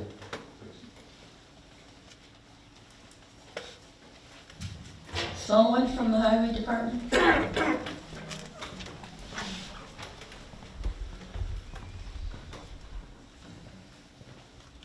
Corey McGrath, DPW Director. So what we're looking to do is, it would be split between DPW labor and water. So it would be the facilities wages would go away. It would be part-time acting facilities. And for half the day and half the day would be water, so it would be split between the two. I see. What is the facilities worker cover? Pretty much whatever needs to be, it changes daily, depending on what the need is. He mows the lawns? I know that. The same work, only He split, mows lawns, so it would be the same work. same work, only split between you and the water department. Correct. Okay. So it would be securing another position in the water department as one of our operators is looking to retire, so we're kind of moving towards covering that, which is mandated. Okay, so but this is not just moving the numbers around, but also moving personnel as well? I can speak to that, yeah, I can speak to that if you want. Yeah. Yeah. So it's kind of a reshaping of the position to better suit the needs of the town, so shifting hours to be more flexible with following Mass DOT requirements in terms of being versatile enough to be able to plow if needed and maintain facilities. So, you know, being able to be cross-trained under multiple different departments to better utilize staff, but then obviously water certifications to kind of check the Mass DED box for the water position. Okay, thank you. Now, are we gonna have to pay to train this person to this new position? Well, we don't have anybody in the position yet, so, I mean, we would really, You're bringing in someone who's unqualified for the job. How do we know? we don't have anybody, I haven't even posted Well, the I think position. his son's coming in. This town has an incest problem with their hirings. We don't know that. The job will be posted and people will apply, and then we'll go from there. I'm not bringing my son in. I'm not discouraging my son or any of my children from any position or job or career. And to say that. But I've seen what happened with Michelle and her daughter. I've seen what happened. Oh, come on, Gary. This is what's been going on in this town. Mr. McGrath hires his brother to be in position now. Now his son's been working for the. Are you interested in the position? Because they will be taking applications. No, I'm not. Is anyone you're related to interested in the So what they're position? doing is illegal. How is it illegal? It's Berkshire County. Everyone in this room, our trees match somewhere. It's small town politics. This is how it works. It's We're also probably against related state- one way or It's another. also against the state ethics laws. No, You it's not. eliminate. It is against the law to show nepotism, which that is not happening. Can't No, work so- for you. It can't work for you. No one's applied for the position. It's just to approve it. If you want, I'll apply for the It's not position. working for me, it's working for you. No, you're his direct supervisor, and he's working for you. And that's a violation of the. All right, let's cut this discussion short because I'm insulted. That's it. Wait, I want to say something. I can't be quiet. We can't for a second. Speak into the microphone, Louisanne, please. You know, it's the same people who volunteer their time. So if you have a family of firefighters, they pass that down from generation to generation. It's the same thing with community service. It's the same families because that's what they instill in their children. To say what you said is so hurtful. Is it also the same people who complain every time? Yeah, I just want to echo what Lisanne just said and what Corey just said. I hope that you go home tonight, Gary, and you really think about what you just said and you're disappointed in yourself. I'm sure that that probably won't happen. My father worked for this town for decades. I followed in his footsteps. He's been a volunteer for the fire department for just as long as he's worked for this town. I've been a volunteer on the fire department for 19 years. Me looked at my father and saw how much he cared about this town, and I followed in his footsteps. Mia, Michelle's daughter, looked at how much her mother cared for this town and followed in her footsteps. Carol. And Richie. It's a small town. It's a small town. And to echo on what Lysandra said, the sad fact is, the responsibility of this town falls on a very small group of people to make it run and function how it does. So you sitting in the back complaining about everything you can, and you don't do anything to help this town move forward. You don't do anything All you do is slow this town down. It's people like you and you that will just slow this town right down. And it's people and families. I serve as a Cheshire representative on the Mount Greylock Advisory. Well, thank you for your services, sir. I really appreciate all of your services. To say what you said, you should be very disappointed in yourself. It's a small group of people that this responsibility ends up falling on. And 90%, to echo off of what Michelle started to say earlier, it's basically volunteer. Look at my budget is next. My salary is getting cut by a third, or a 30%, or going down to 30% of what it used to be, right? I bust my butt for the Board of Health. While maintaining my family, I operate 2 businesses in this town. I work very hard for this town, and I'm still taking a pay cut. Because I care about this town. My family cares about this town. Their family cares about this town. His family cares about this town. If his son wants to apply for the job, he should get it because he sees how hard his dad works. I think that he deserves to have the opportunity to apply for that job and not be judged by people like you who just don't care. That's all I got. Well, I'm gonna take a vote on facility wages, 0. All those in favor say aye. Aye. Anybody opposed? Motion is so carried. The second set aside was for DPW labor or part-time for $26,769.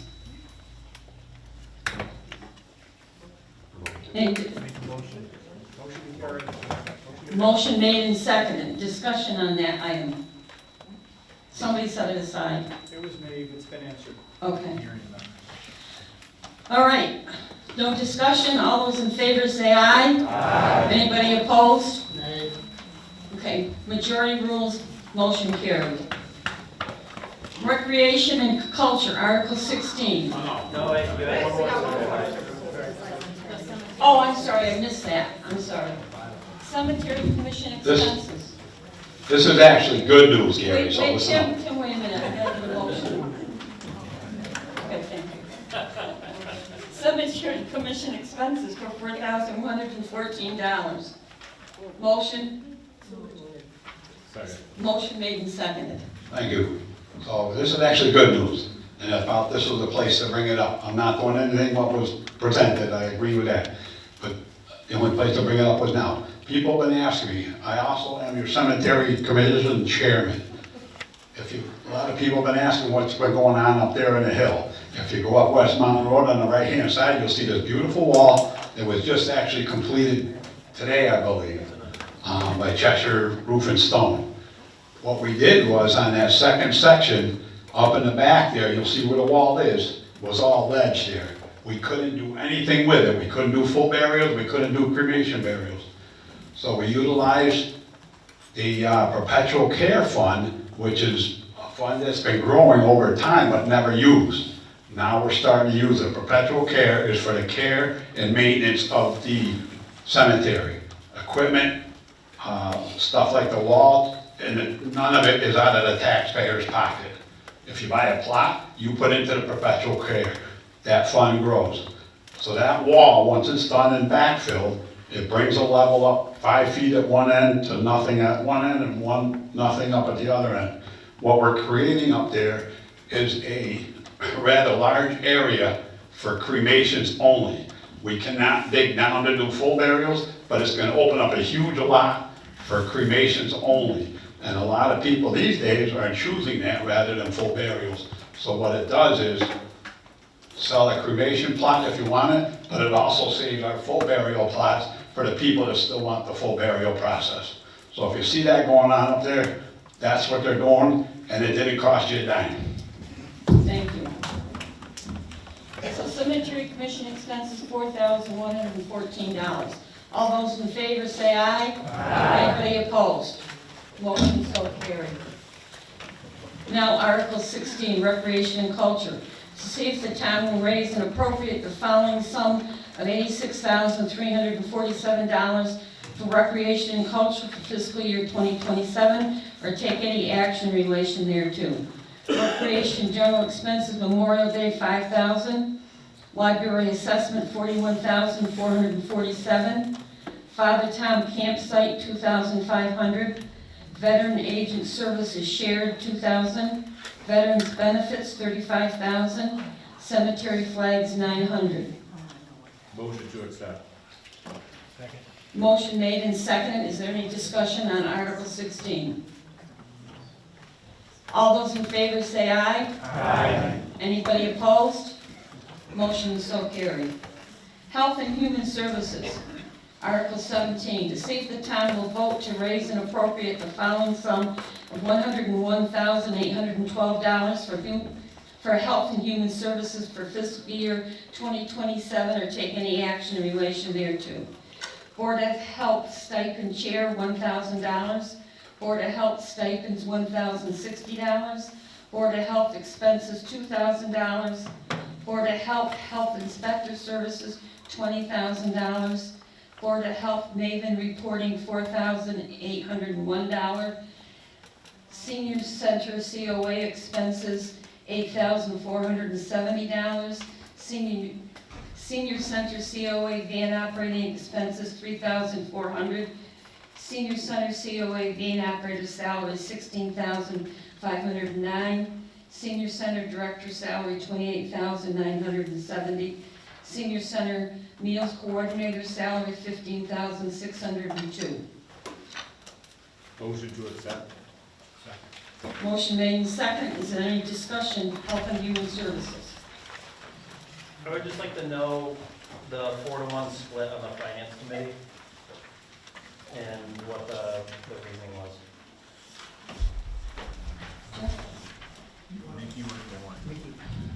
I was the upsetting vote for that, because when we were Board of Health, when I was on the Board of Health, the services that we're paying $20,000 for were done in-house. We were trained, we had money for training, we were trained. Now the Board of Health is too busy to do those, and they're farming them out. I don't think it's right. I think as Board of Health members that you can be trained to do them, you can do them in-house. That's the only issue I had. Okay. And as far as picking on the community, you accused me of being poor. I spent 55 years on the fire department, so don't say me or my family hasn't given to this town, like you did Gary. Any further sorry. You done? Were you done? I didn't mean to interrupt you. No, I'm done. Any further discussion? All those in favor say aye. Aye. Anybody opposed? Motion so carried. Transfer Station Enterprise Fund. To see if the town will vote to appropriate from users' fees or otherwise provide the following sums of money: $148,890 to operate the Transfer Station Enterprise Fund for fiscal year 2027, or take any action in relation thereto. Motion to accept. Second. Any discussion? Jean?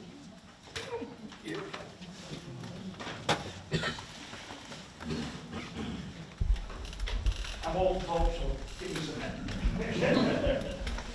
Okay, for those of you who don't know me, my name is Gene Pierce.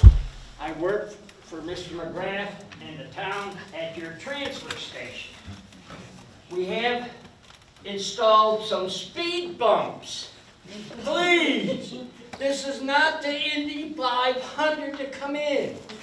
Please, folks, slow down. Be patient with everybody else. When you first come in, we have something that's called our cardboard container. Simply just take it, put it in. The attendants will take care of everything. If you have questions, don't be afraid to ask us. We don't bite, okay? We have a hazmat shed for fluorescent tubes, lithium batteries, and now we have, I believe it's Goodwill, that will come in and take anything that is computer related for free. That is something that we used to charge $10 to put in our electronics box. We also have the Lions Club shed. Now, folks, it's so simple to take that 5-cent can that you're throwing in the metal and in the glass container, put it in a bag, throw it inside our trailer. The attendants will take care of it, okay? Please, try to recycle more, all right? We have a small blue dumpster for any of your household metal cans, cat food, dog food, your vegetables. You can put it in there. Gladly, we will take care of that. We have the glass and plastic container. Please, no heavy plastic in there. I've had 5-gallon pails, I've had waste baskets. Those go up in the demo bin. Yes, there is a nominal fee, okay? No medical items in the glass and plastic. I've pulled CPAP hoses. I've also found a couple needles in there. Please don't do that. And if you would, please ensure that your containers are clean. Don't throw that mayonnaise jar in there and that peanut butter jar in there. Give them a quick rinse. They don't have to be spotless, folks, okay? And again, your nickel cans, donate them to the Lions Club. Last year, the Lions Club donated over $19,000 we put back. That's baseball, basketball, football, eye care, the senior center, the food pantry. High school scholarships. High school, yeah, we did 3 high school scholarships this year. That's $3,000 that we gave to, well, $1,000 for each one. We have an electronic bin. Your vacuum cleaner, your toasters, TVs. Yes, there is a fee. See one of your attendants and we will gladly let you know how much it costs. Anything that's metal is totally free. That will go in our yellow bin, okay? Question? Ask us. We're glad to talk to you. We don't bite. The demolition bin. Now, this is getting to be a problem because I can't be, or whoever is there, we can't be in 9 different places at once. So if you put something in that demolition bin, please, come see us. It's a nominal fee, depending on what it is. The last thing, we have 2 more. We have your regular household garbage. If you have compost, chicken bones, vegetables, anything like that, as you drive out, we have a brand new shed right now, but it's going to be changed. There's a big bucket here. You dump your garbage into that. You take your bag that you brought it in or whatever, you put it in the blue one, and you're all done. But please, stop overloading your garbage bags with wet garbage. Because the more you put that wet garbage in that main hopper, it costs all of us more money. Other than that, right now where our compost shed is, that is going to be our swap shop. Once we can get the shelving and the brackets put up, then if you come in with a set of plates that are good, we'll let you put them in there. And if you come in and you go, oh, I could use those, it's free. So it's gonna be, lighten up everything for everybody. Other than that, please, slow down. I'm old, I don't move fast anymore. Thank you, Gene. Thanks, Paul.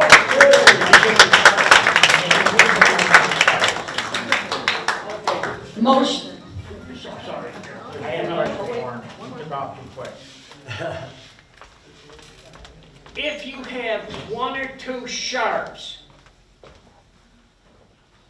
we're trying to set up a place for that, okay? What do you mean by sharps? Needles. Insulin needles or, something like that. I'll admit, I goofed. Somebody came in with some, and I filled the bucket right up. Unbeknownst to me, it cost the town money to get rid of it. But Corey is gonna get me an address where you can take your sharps for free to get rid of them. I believe one of them is in North Adams. Just as soon as I get it, I'll post it on our board, and you guys can bring it. I believe it's up in North Adams. You can bring them up there and turn them in.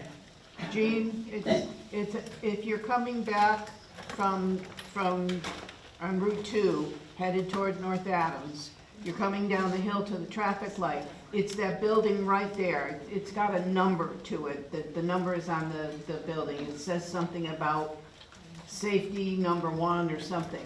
And that's what they do. They take them and they recycle them there. Well, once, like I said, once I get this information, we will post it on our boards down there. thank you, Gene. Thank you. Just don't run me over.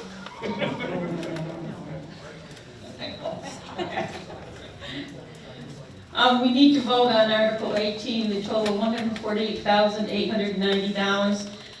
All those in favor say aye. Aye. Anybody opposed? Motion so carried. Article 19, debt service expenses. To see if the town will vote to raise and appropriate the following sums of $243,101 to fund debt service expenses for fiscal year 2027 or take any action in relation thereto. Fire truck, $38,419. Police cruiser, $15,402. Highway truck, $48,729. Highway truck, $26,764. Short-term debt interest, $5,000.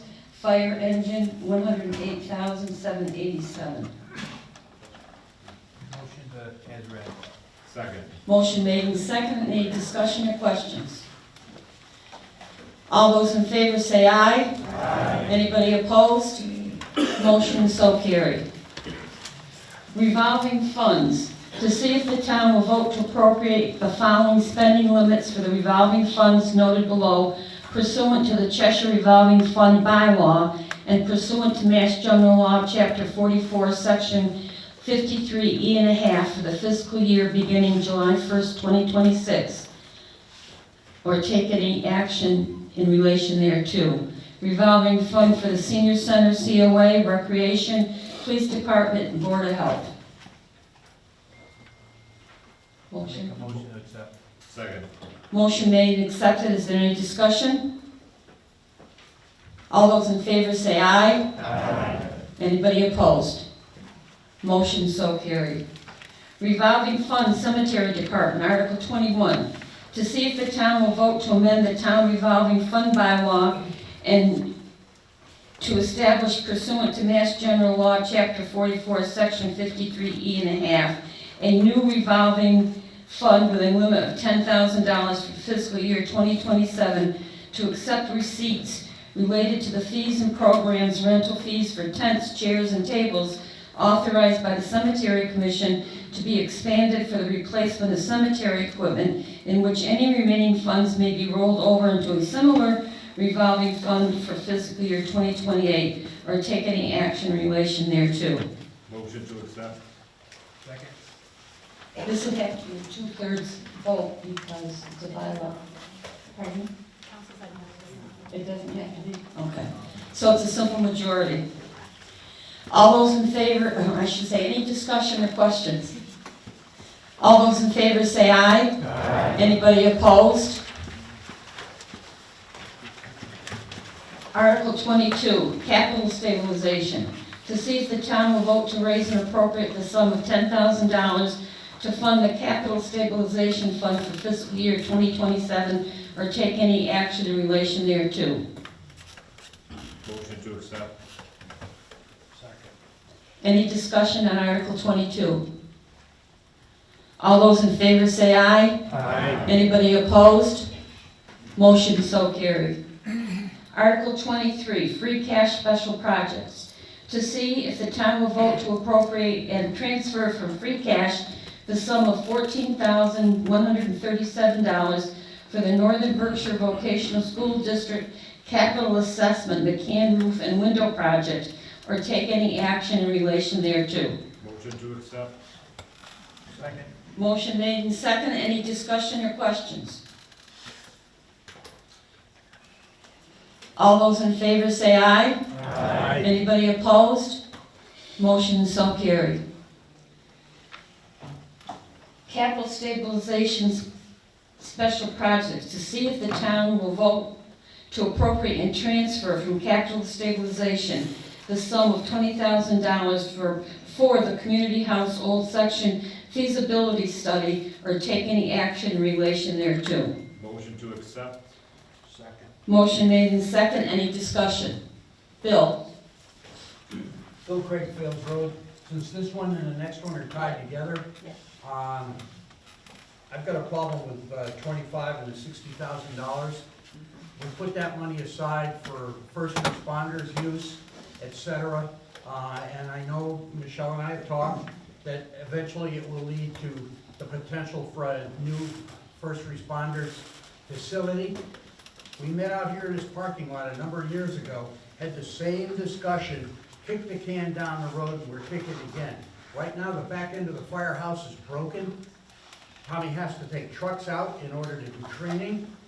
When they get that thing studied, where's the money gonna come to pay for fixing the back end of that thing? I don't think this money ought to go to another feasibility study when we've got physical structure needs in our town that have to be met. It's those of us that live in the hinterlands around town, what do we count on? We count on Corey and his maintenance people. I've never had a problem getting home. My wife is an RN that works nights. She's never had a problem getting home. Police, protection. The chief's doing a great job. And the other one is our volunteer firemen.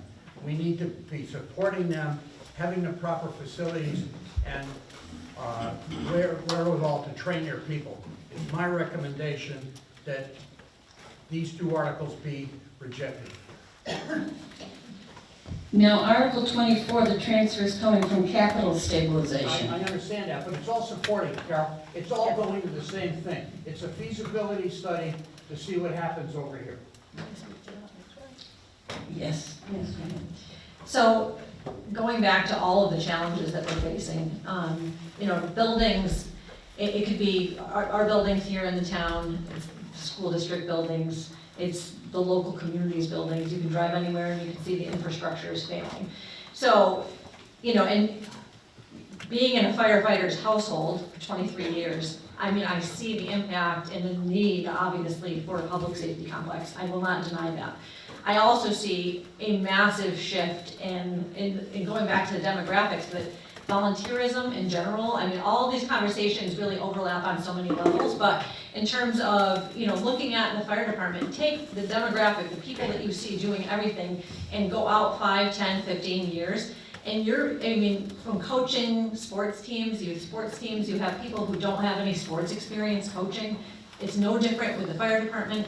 I don't know, from my vantage point, and I'm speaking from my own experience, but I don't know where our fire department is going to be in the next 5, 10, 15 years. And I can't see us, we're not Williamstown that is blessed to have Williams College funneling money into a fire station project. We're not Lee or Lennox that have full-time fire departments. I don't know where our staffing is going to come from for our volunteer fire positions in the next few years, but I do know that we have aging infrastructure here, and the old wing of the school could be a potential location for a public safety complex.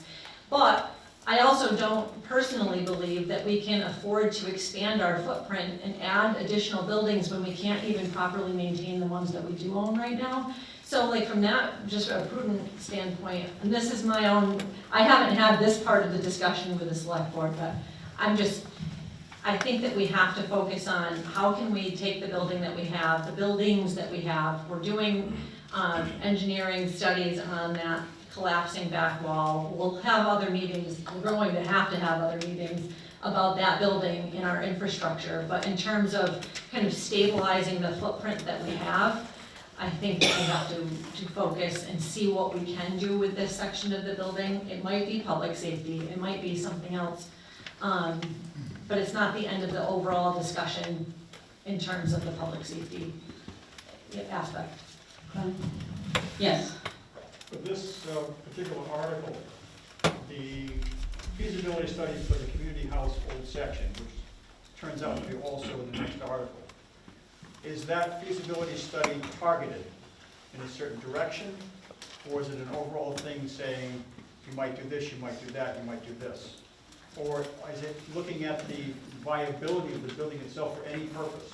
Is this at all targeted, this feasibility study, and if so, on what?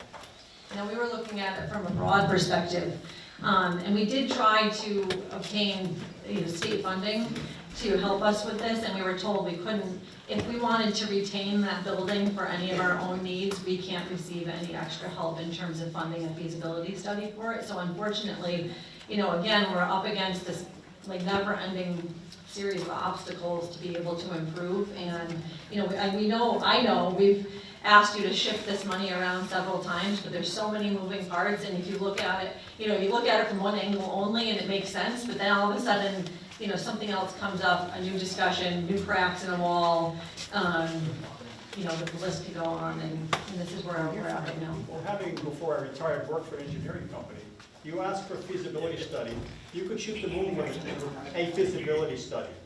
If you don't begin to narrow it down, so we want you to look at this, and this, and this, otherwise you get yourself into deep water very, very fast, because you must give an engineering firm specific instructions. Look at this, and look at that, and then come up with some answers.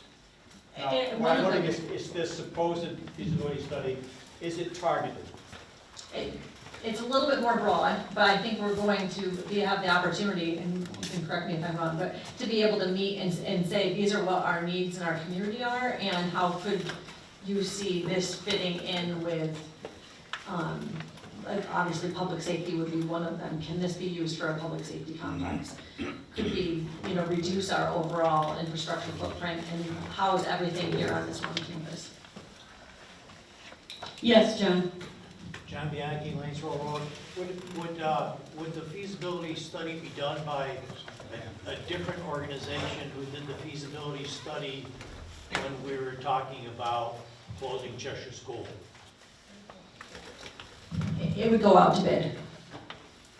And would they probably take a look at the Cheshire School feasibility study, just in terms of a baseline, perhaps? Yes.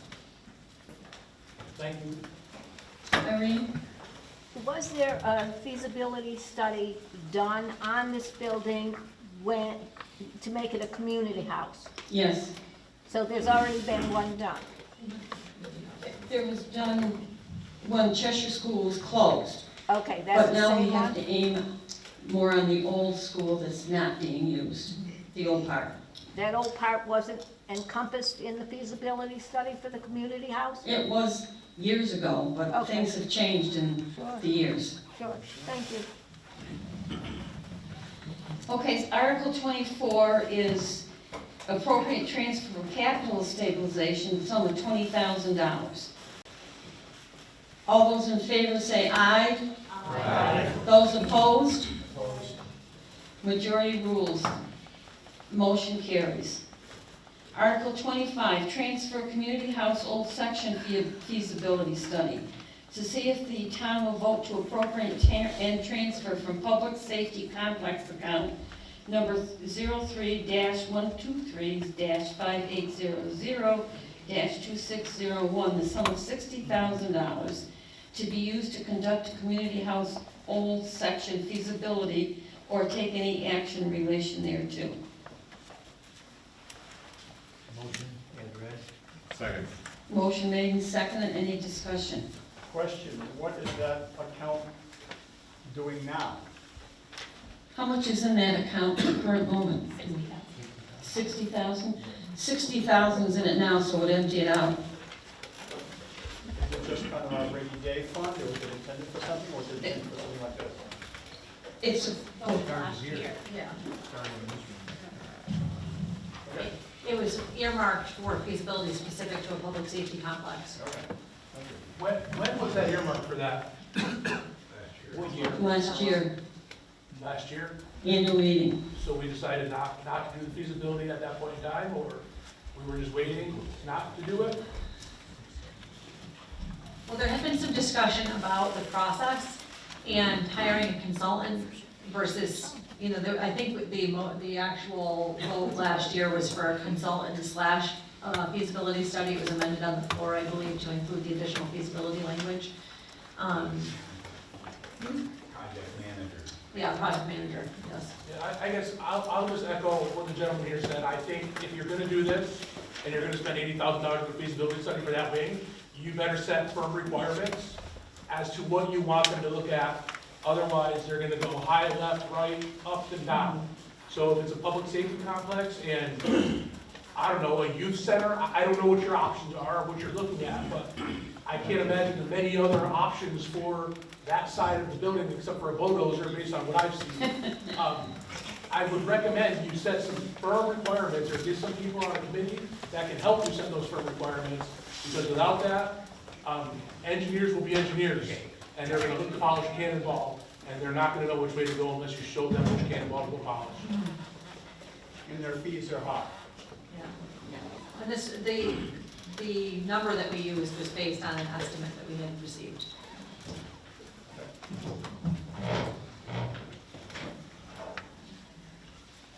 Any, yes, Corey?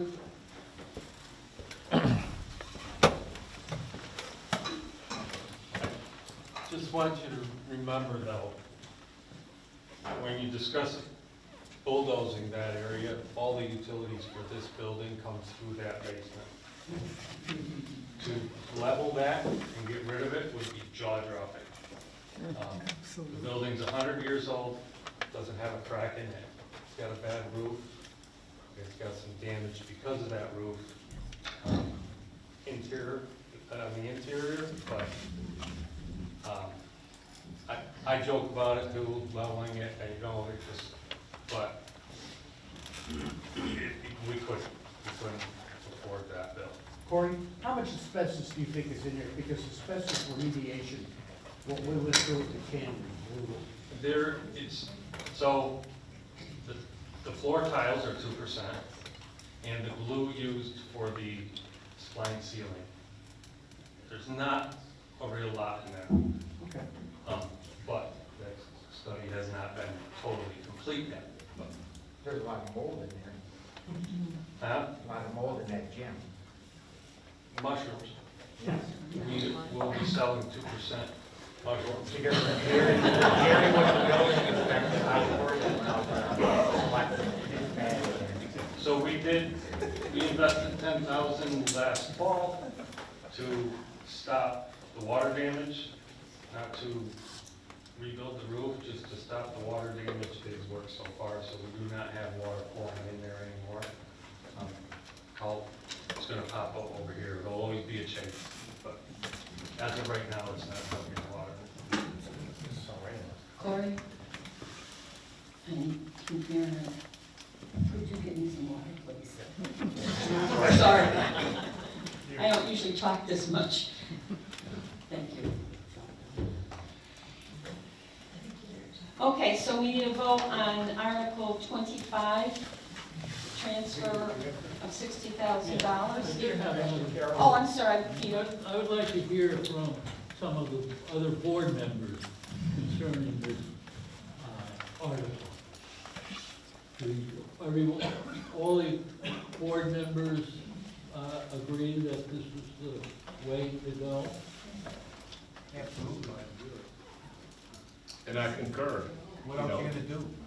You're gonna just leave it, Because you're gonna leave it sit there for the next 50 years? I mean, you already had. Every year it's gonna cost us more and more to develop something over there, if that's the way we're gonna go. It already had the $60,000 to look into this before.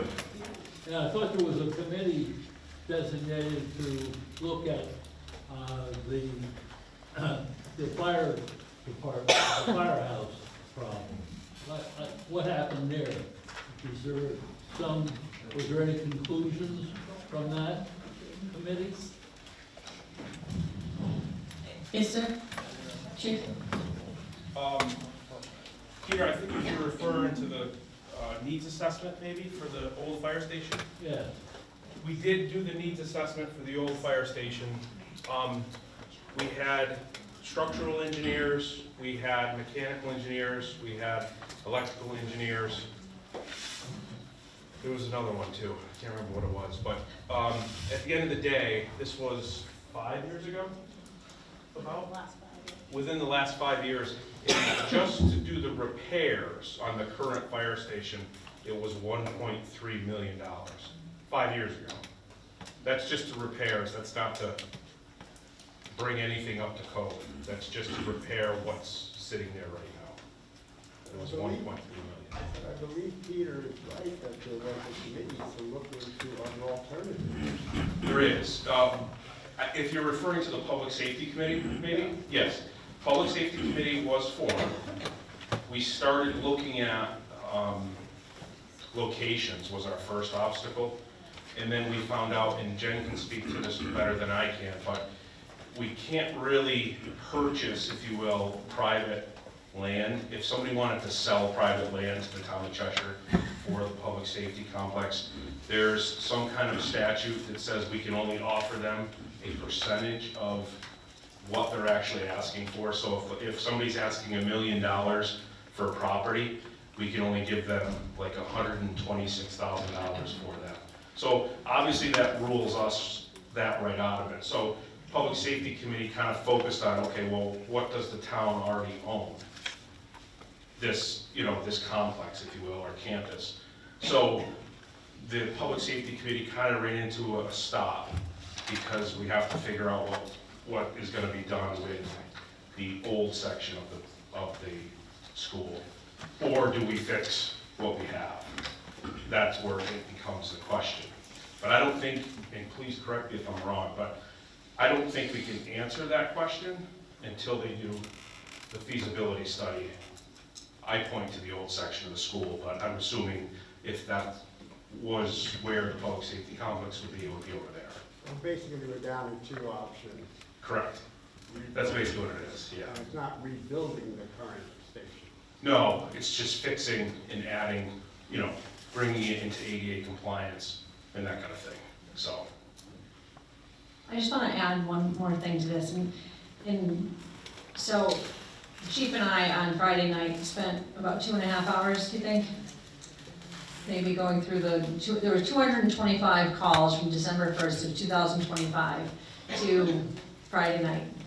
And so we had to go into every one of those calls to determine who responded in order to offer the stipend compensation, removing highway department workers that respond during the day. So we're fortunate to have 3 highway department workers that are also on the fire department that respond to calls during the day.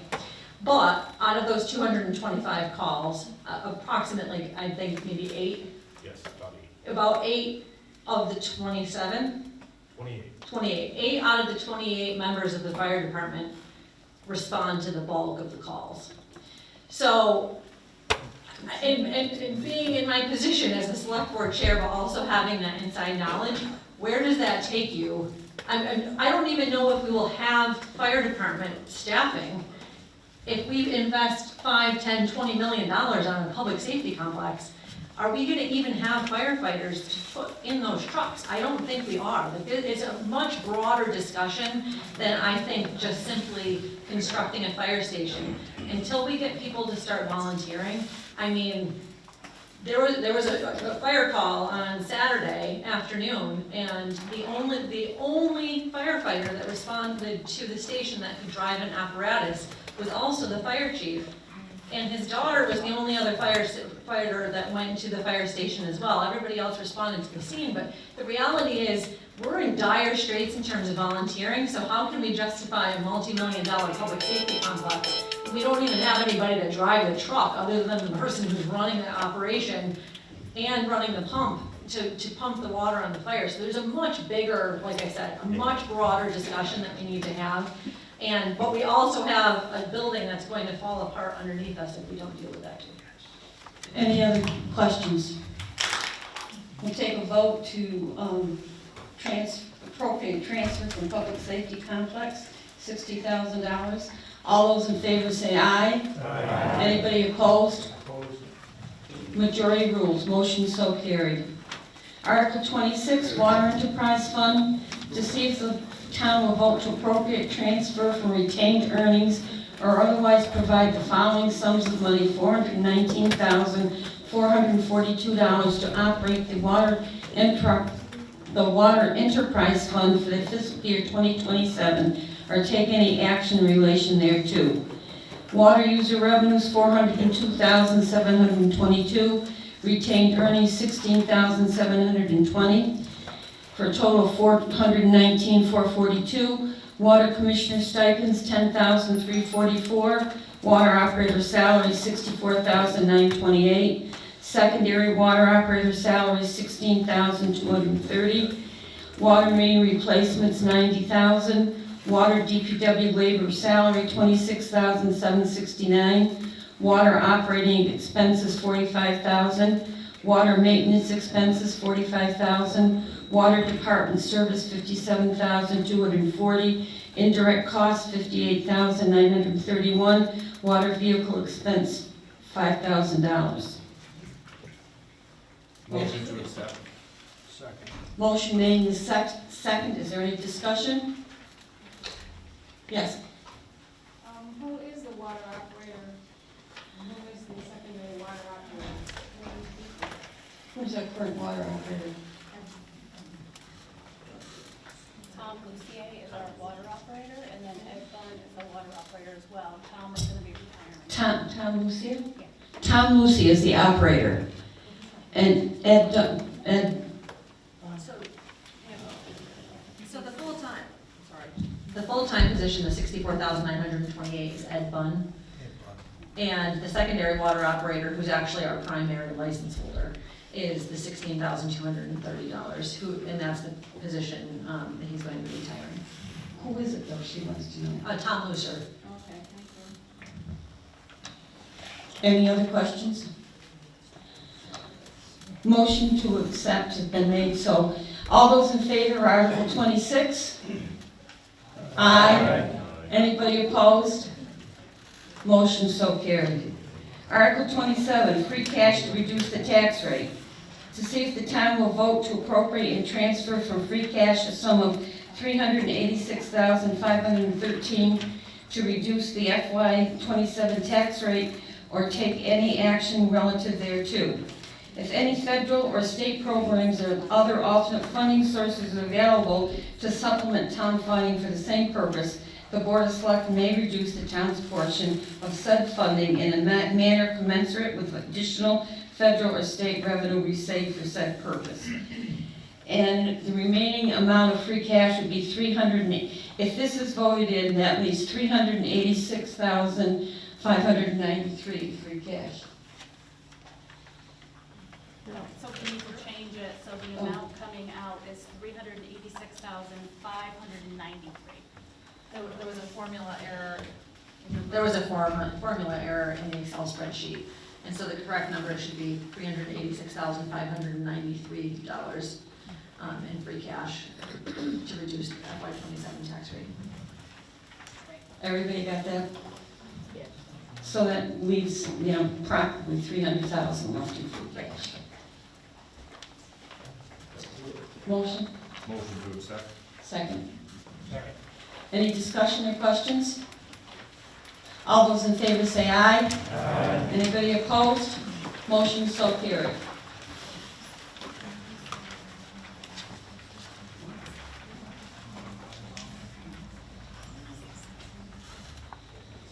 I'm asking so that we have enough registered voters not to leave before we're done, or we won't have enough voters to finish the annual town meeting. We're almost there.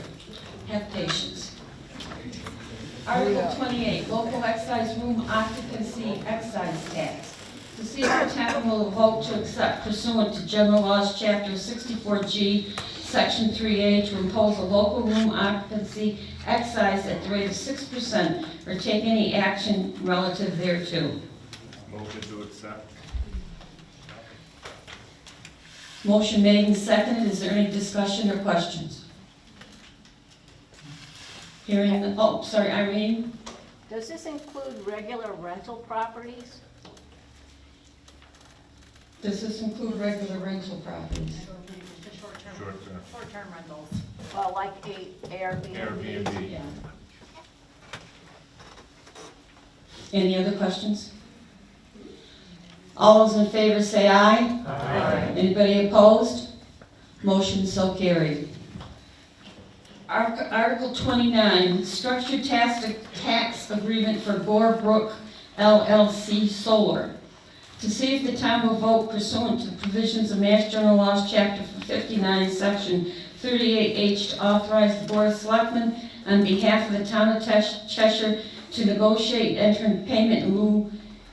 into a payment and tax agreement for the term of 20 years with a leasing operator for a 4.6 megawatt DC on the leased portion of 0 Ingalls Road owned by Eric Whitney, being more particularly described by a deed recorded at Northern Berkshire Registry of Deeds, Book 1716, page 1024. Upon such terms as the Board of Selectmen shall deem to be in the best interest of the town or take any other action in relation thereto.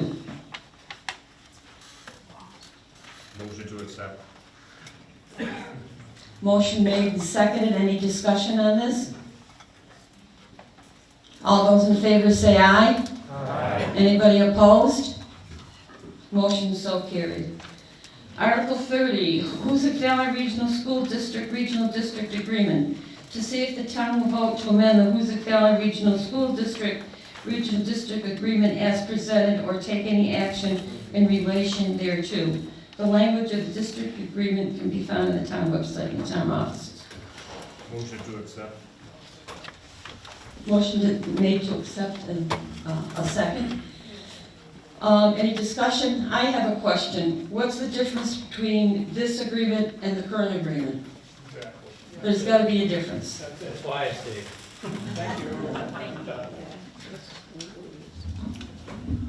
I'm still here. So the only real marked difference between the previous agreement and this is the calculation for the town assessments.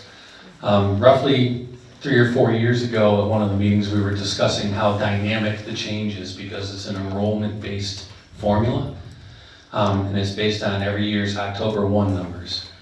Because our population is so transient, as we were talking about before, we might have 15, 20 students leave Adams for other housing or whatever, and a few students move into Cheshire. And it doesn't seem like that makes a difference, but it changes the split. And some years we've seen, before we even set the budget, if we went in the previous year's budget, it'd be $30,000 more for one community to the other before we even do the work. So we talked about what can we do to flatten the line. And we did some research into some different assessment methods and what other districts use. And most regional districts in the state use a 5-year rolling average to kind of flatten that line. It's still proportional to the students, but it flattens that line. So if you have a huge change one year where one community gets a lot of students and the other one loses them or whatever, it allows the average to kind of level that out, which makes budgeting a little more predictable. And like this particular year, you saw like a 6% for Cheshire. Well, our increase is 3.8%. So those numbers don't quite match up. So it really is that part of the assessment that we're trying to level out to make it a little easier in both communities to predict and easier for us to help with the budgeting process. Thank you. Eric, what is it used today? What's that? What's the assessment used today? You said over 5 years, what's the window that drives that calculation to the? So it's a year to year. So like I said, because of the transient nature. Right. Yeah. So in the new agreement that we're proposing to vote on, will you start looking back at the previous 5 years now? Yeah, it will start with the previous 5 years moving forward. And when will this take effect, July 1st? Yeah, well, next fiscal year. So you voted on a budget tonight, it's not gonna impact tonight's budget, it's gonna impact future budgets. There was no way we could do that without creating a whole mess, so. Sounds like a good plan. Any other questions? And I will say this was driven by the communities, not the district, so it wasn't my decision. I'm just telling you about it. We'll take a vote. All those in favor say aye. Aye. Anybody opposed? Motion is so carried. Amend Article 31, amend the zoning bylaws.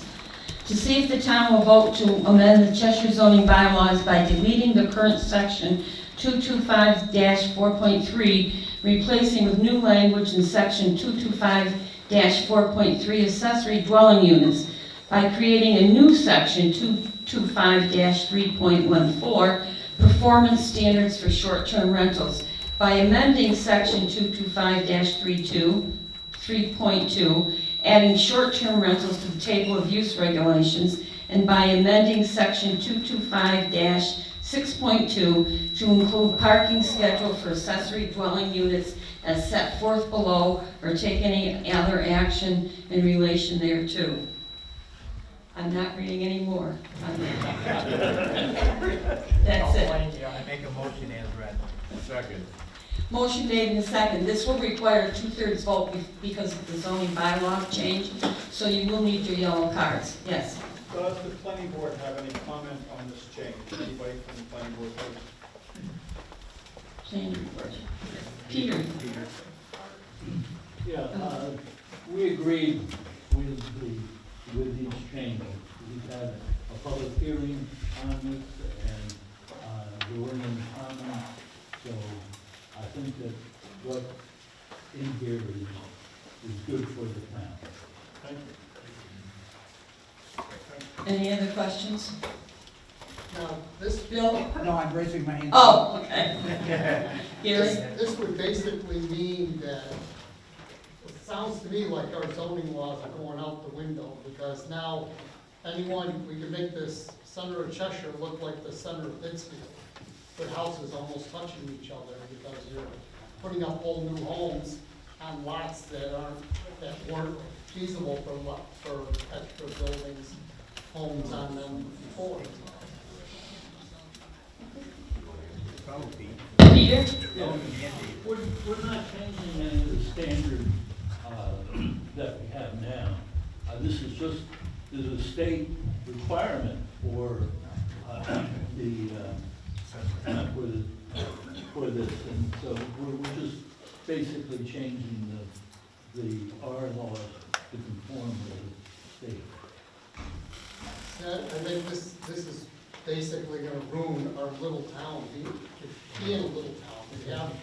We have a certain size of lots required for one house, and now you can put 2, 3, 4, 10 of them on that same lot. If you read through the description here of the changes and all the additions, you will see that the same setbacks are required for these accessory dwellings as required for the main dwelling. There are size limitations on the accessory dwelling. There's a right to an accessory dwelling, additional accessory dwellings by special permit, which have its own limitations and descriptions, etc. So to say that this is just going to change Cheshire into Pittsfield means that you didn't look at all at the changes and what was being discussed, or what the state is requiring that we had to adhere to, that took into account what we wanted to see as any additional things which we did include. I have So if you wanna criticize what we came up with, I suggest you read through it first.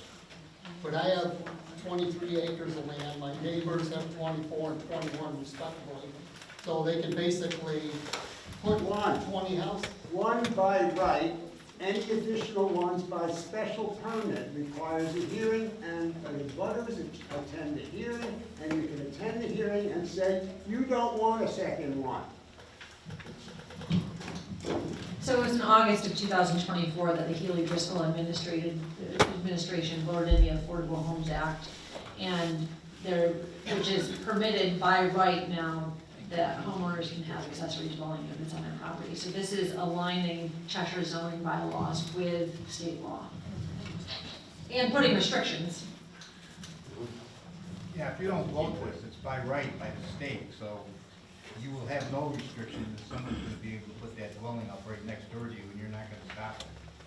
Because the state has issued it by right for all communities in the state. This is giving you an opportunity to put some rules and restrictions on it to protect. Any other questions? Now, this is a 2/3 vote, so we need you to raise your yellow cards. All those in favor?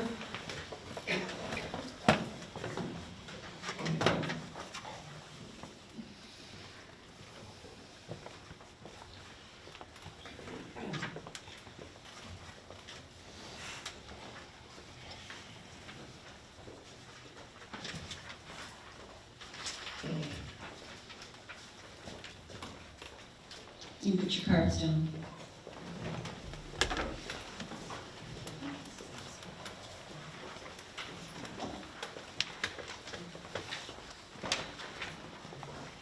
I hope you got the names.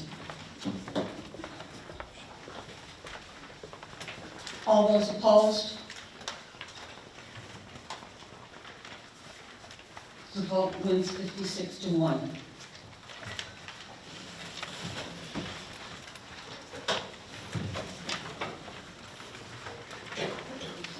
Article 32, prior year invoices.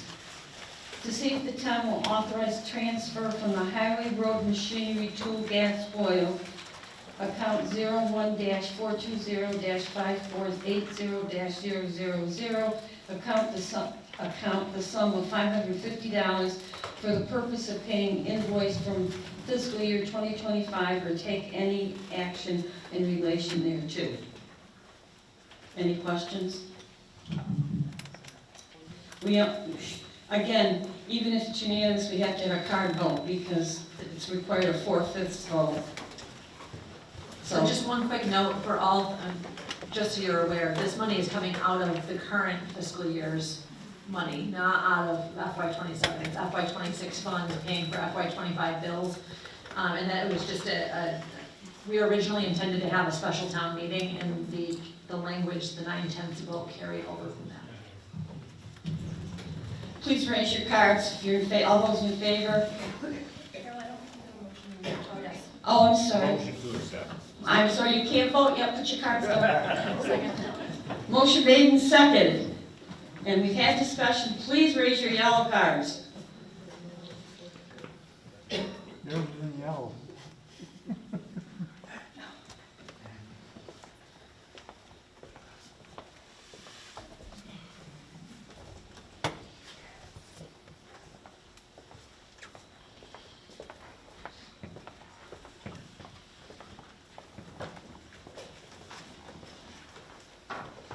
Cards down.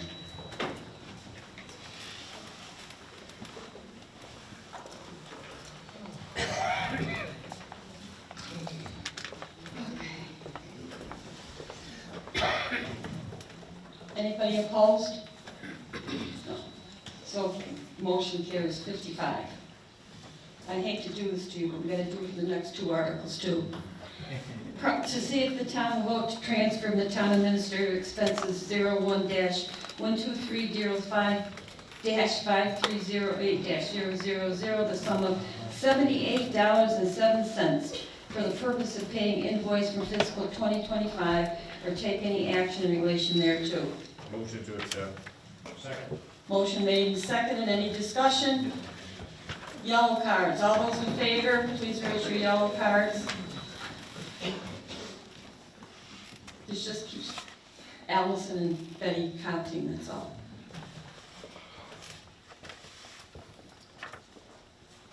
We don't want the Attorney General to tell us we did anything wrong.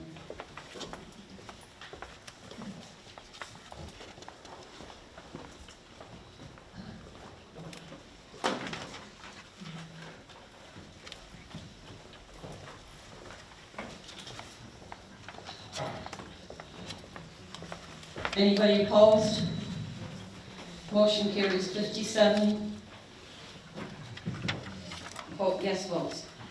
Article 34, prior year invoices. To see if the town will authorize the transfer of the Board of Health revolving account 21-512-5580-2135, the sum of $460 for the purpose of paying invoice from fiscal year 2025 or take any action in relation thereto. Motion to accept. Motion made and accepted. Any discussion? All those in favor, please raise your cards.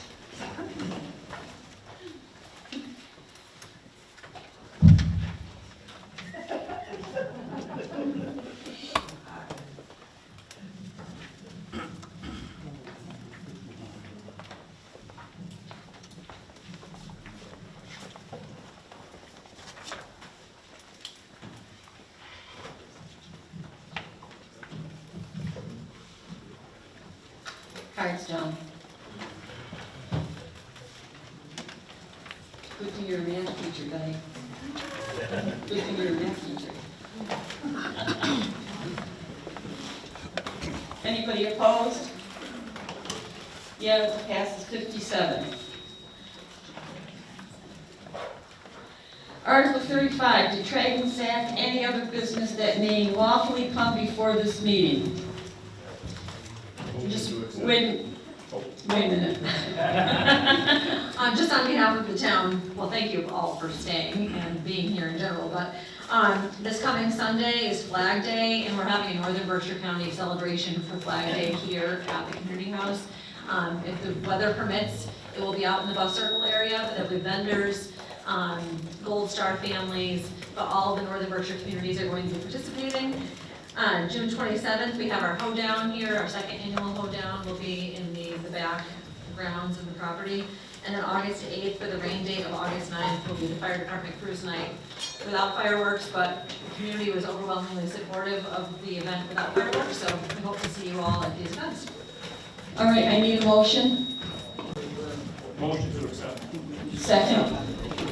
All those in favor of dissolving this meeting, please say yes. Yes. So, anybody opposed? Thank you all.